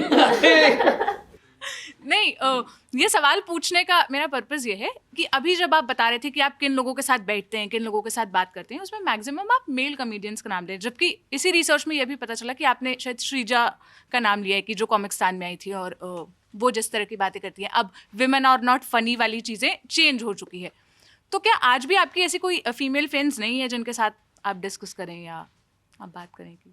है ऐसा कुछ नहीं है, बस दिक्कत ये है कि फीमेल फ्रेंड्स के साथ आप ऐसा कोई जोक वोक डिस्कस नहीं करते हम, जो अगर बैठे बैठे पार्टी में कुछ हो जाती है वो तुम कर लेते हैं। कि मैं सिर्फ कॉमिक्स का नाम, आप मेल कॉमिक्स की बात करो ना, फीमेल कॉमिक्स से कभी किससे बात नहीं करी, ये वाला क्वेश्चन है ना आपका। हाँ तो एक तो वो सारे मेरे ऑलमोस्ट कहाँ गई, हाँ लड़की को एक तो वो मेरे से बाद है, मेरे बाद शुरू करा है उन लोगों ने, तो वो जनरली अपना इतना सारा मेरे पास लेकर आते हैं कि मैं उनके ऊपर प्रेशर नहीं डाल सकता कि सुन तो पहले मेरे जोक का बता। हाँ लगी खुद से बता देते हैं वो लोग भी, श्रीजा ने भी मुझे 1-2 बार बता रखा है, पन्नू ने भी मुझे 1-2 चीज़ बता रखी है, पर उससे पहले के जो हैं उसमें मैं नीति पाल्टा उनसे काफ़ी कुछ डिस्कस कर चुके हैं हम। इनफैक्ट नीति मैम उल्टा है, नीति मैम भी मेरे पास याद आती कि वो इसमें ये करते हैं वो करते हैं, वो भी हमने करा है। लेकिन वो है कि मुंबई है एक तो, मैक्सिमम ये लोग मुंबई रहते हैं, और दिल्ली में जो रहते हैं उसमें दाहब चिश्ती है, तो दाहब ने मुझे बहुत सारे मुझे फीडबैक्स दिए हैं उस पर कि तू इस पर ये कर ले, उस पर रात को वॉइस नोट भेज रही है, कभी भी कर रहे हैं। दाहब से है बहुत सही सीन। पन्नू अब आने शुरू हो गई दिल्ली काफ़ी ज़्यादा, तो वो मिल लेती है तो वो बताती है। श्रेया भी यहीं की रहते वो बताती है। स्वाति से कई बार बात हो जाती है, बट एज सच वो वाला बॉन्ड अभी इतना नहीं है कि मैं रात को 2 घंटे तक वॉइस नोट एक्सचेंज करके अपने जोक पे पूरा सेट सुनता रहूँ, सोचता रहूँ। उसका एक बड़ा रीज़न ये भी है कि मेरा जो लिखने का तरीका है, मैं जो लिख रहा हूँ वो लड़कों की बकवास लिख रहा हूँ। वो लड़कियों को समझ में आ ही जाती तो डिवोर्स होने बंद हो जाते। वो वैसे ही नहीं समझ में आती लड़कियों की कि तुम कैसे हंस सकते हो एक बात पे 5 बार, हम 500 बार हंस सकते हैं, हमें इतनी अच्छी लगती है वो बातें, ठीक है। तो इसलिए लड़कियों तो वो वाला कंटेंट डिस्कस करते हैं। फॉर एग्जाम्पल मैं अभी जो अगला सेट लिख रहा हूँ उसमें कुछ रिलेशनशिप का पार्ट है, ठीक है। तो अरे पुरानी रिलेशनशिप का पार्ट है, तुझे क्या जानना था? तुम्हें वो थंब चाहिए क्या? क्या अनुभव सिंह बस्सी सिंगल हैं? सच बाहर आया, एक्सपोज्ड। इसको वो चाहिए एक्सपोज्ड। तो उसमें जब मैं करूँगा तो मैं बहुत सारी चीज़ें इन सबसे पूछने वाला हूँ, क्योंकि उसका इन सब से भी, अपनी दीदी से भी, अपने बाकी जितने भी दोस्तों से भी, क्योंकि वो वाला फैक्टर थोड़ा सा कहीं कभी कभी लाइन क्रॉस कर देता ना, वो नहीं करनी है मुझे। और अपनी तरफ से मैं नहीं करूँगा ना, मैं करना चाहता हूँ, बट बाई चांस कभी कभी हो जाती है। आखिरी सवाल, कोविड के दौरान आप लोग काफ़ी सारा फंड इकट्ठा करने के लिए आप लोग ऑनलाइन रोस्ट कर रहे थे, तो आपका फेवरेट, उसके बाद आपको नहीं देखा रोस्ट ज्वाइन करते हुए, तो आपका फेवरेट रोस्ट कॉमेडियन कौन है? और रोस्ट मतलब इंडिया में, और रोस्ट कॉमेडी पे आपकी क्या राय है? रोस्ट कॉमेडी पे क्या राय है? और पहला सवाल था कि कोविड के बाद आपने रोस्ट करते नहीं देखा? नहीं किया आपने, रोस्ट नहीं किया। फेवरेट रोस्ट कॉमेडियन कौन है? सोलंकी बहुत पसंद है मुझे। एक रोहित सिंह है जो अभी उसने वीडियो डाली नहीं है, वो बहुत तगड़े जोक मारता है। वो ग्रीन रूम में वो मतलब बहुत बेइज्जती कर देता है, मज़ा आ जाता है। तो वो लोग हैं। बाकी गुजराल तुमने देखा ही है उसको, तो वो रोस्ट करने पाया तो बस क्या ही करे। बाकी मुझे कॉमिक्स्तान में जो इस बार एपिसोड आया रोस्ट वाला, वो एपिसोड ही बहुत बहुत फनी एपिसोड है वो रोहन जोशी का ही एपिसोड है। रोहन ने काफ़ी अच्छा काम करा उसमें, बाकी सब ने भी बहुत प्यारा हुआ है वो एपिसोड। बाकी ऐसा यार मेरा इतना टाइम तो नहीं मिला कि फेवरेट अपना रोस्ट कॉमेडियन सोचूं बैठ के, है ना। तो अगली बार मैं सोच के आऊँगा इस बात। ये सवाल तो खूब पूछे जाते होंगे ना स्लैम बुक वाले कि फेवरेट कॉमेडियन कौन, फेवरेट एक्ट्रेस कौन, ऐश्वर्या राय। हाँ, शाहरुख खान। शाहरुख खान एक्ट्रेस नहीं है। अरे पहले ऐश्वर्या राय के बाद पॉज लिया जाता है हमेशा, ऐश्वर्या राय इतने बच्चा जल्दी नहीं प्रोसेस बोले। नहीं होता वो नाम। हाँ हाँ पूछे जाते हैं, मतलब कहीं पे भी पूछ लेते हैं, पर मैं सच मुझे सच बताऊं तो मुझे याद ही नहीं आता उस टाइम पे जब मुझसे कोई पूछता है ना फेवरेट हो। आखिरी सवाल जो हमारी तरफ से वो ये है, आप उन सवालों की लिस्ट बता दीजिए जो इंटरव्यू में पूछे जाने बंद कर देने चाहिए। खींच पैदा होती है यार, ये हो गया FM में, इस तरीके किसी प्रोग्राम में या कहीं। आपको हमारे यहाँ के कैसा लगा? बिल्कुल अच्छा नहीं लगा, उठ के आना पड़ा तुम्हारी वजह से। तुम मत पूछो कैसा लगा यहाँ आके। दूसरा वो कि आप इतने शहरों में शो करते हैं तो आपका फेवरेट शहर कौन सा है? क्योंकि नहीं बताया जाता है ऐसे एकदम से कि फेवरेट शहर कौन सा है, क्योंकि आज आप इस शहर में 2000 टिकटें बेच के बैठे हो। कैसे किस मुंह से बोलूं कि दूसरा वाला बढ़िया लग रहा है? तो वो बहुत वो है। बाकी खाने खूने के सवाल भी मुझसे मत पूछो, मैं बहुत बड़ा फूड ही नहीं हूँ। मुझसे मत पूछो कौन सी जगह पे क्या मिलता है, जो मिल जाता खा लेते चुपचाप। बाकी तो सर पूछने दो, आप क्या बोले, आपका तो खत्म हो गया ना। तो अब दूसरों का कह रहे हैं कि दूसरों की बुराई करके चले जाओ। नहीं अब मेरा भी आपसे एक सवाल है, ललन टॉप नाम कहाँ से आया और कैसे क्या इजाद हो? आउट ऑफ क्यूरियोसिटी, आप बाद में बता सकते हो, बाहर चल के बता सकते। नहीं मैं चूंकि ये सवाल मुझसे कई 1000 दफे चलो फिर रहने दो। बड़ी कॉन्फ्रेंस नहीं पर स्टिल हाँ। चूंकि आपने पूछा है, आपने इतना वक्त दिया हमें, तो आपका हक बनता है। हम लोगों को जब हम इस विचार पे काम कर रहे थे तो ये था कि एक ऐसा नाम रखना है जो परंपरागत ना हो। जैसे ही आप सोचते हो ना कि कोई न्यूज़ वेंचर है, तो आपके इर्द गिर्द डेमोक्रेसी, दैनिक, लोकतंत्र, प्रहरी, सवेरा, उजाला, भास्कर, दिनकर, इस तरह के नाम आते हैं। आज, खबर के इर्द गिर्द बहुत सारे। तो हमने कहा हमें ये कुछ नहीं चाहिए। और ये वो ज़माना था जब हमें लग रहा था कि यार ओबामा दोबारा चुनाव लड़ा तो उसने एक इंटरव्यू रॉयटर्स को दिया, दूसरा बज़फीड को दिया, है ना। और हम देख रहे थे कि फेसबुक पर लोग और ब्लॉग पे बहुत रेलेवेंट भाषा में, बहुत ही रिलेटेबल भाषा में लिख रहे थे। और वो भाषा हल्की भाषा नहीं थी, उसमें जॉन एलिया और मीर तकी मीर की भी गुंजाइश थी, और उसमें बड़ी आपके फादर आए हैं वो वाली गुंजाइश भी थी। तो वो उस भाषा को लेकर चल रहे थे। और हमें देखें हॉट तस्वीरें वाली जर्नलिज्म नहीं करनी थी। मेरी कोई दिलचस्पी नहीं कि मलाइका अरोड़ा जब एयरपोर्ट जाती हैं या जिम जाती हैं तो वो क्या कपड़े पहनते हैं, उनकी पर्सनल चॉइस है ना। वो बात और है कि हमें पता चला कि मुंबई में पूरा एक तंत्र काम करता है जो इन पोर्टल पत्रकारों को पैसा देता है कि भैया, और फिर वो एक्ट भी करता है, अरे आप यहाँ भी आ गए। तो ये हमें बाद में पता चला। तो ऐसे में हम लगा यार हमें तो बड़ा देसी रहना है, ठीक है, उस पर बुरा महसूस नहीं करना है कि हम उरई से, मेरठ से, बस्ती, बलिया, कहीं से भी, जमशेदपुर से आए हैं। पर हमें एस्पायर भी बहुत अच्छा करना है, हमें एम्स्टर्डम भी जाना है अपने देसी पने के साथ। तो ये एक शब्द है जो कानपुर, लखनऊ से और पूर्व तक पूछा जाता है, बोला जाता है, ललन टॉप। ललन टॉप मतलब समथिंग व्हिच इज वेरी देसी एंड वेरी गुड। लखनऊ रहा हूँ ना, तो इसलिए मुझे हाँ, पता तो ललन टॉप एकदम बिल्कुल। हाँ। तो हमने कहा यार ऐसे नाम रखते हैं। तो शुरू में लोगों को लगा कि अच्छा ये कोई फूहड़ भोजपुरी चैनल होगा। फिर उन्होंने कहा कि ये तो खबरों की मनोहर कहानियाँ निकाल रहे हैं। फिर उन्होंने कहा कि ये कोई बिहार का चैनल होगा। फिर उनको लगा कि ये कोई कॉमेडी का चैनल होगा। और फिर उन्हें पता चला कि कॉमेडी तो देश में हो रही है, हम बस उसे सटीक ढंग से बता रहे हैं। That's Lalan top for you. Same here sir.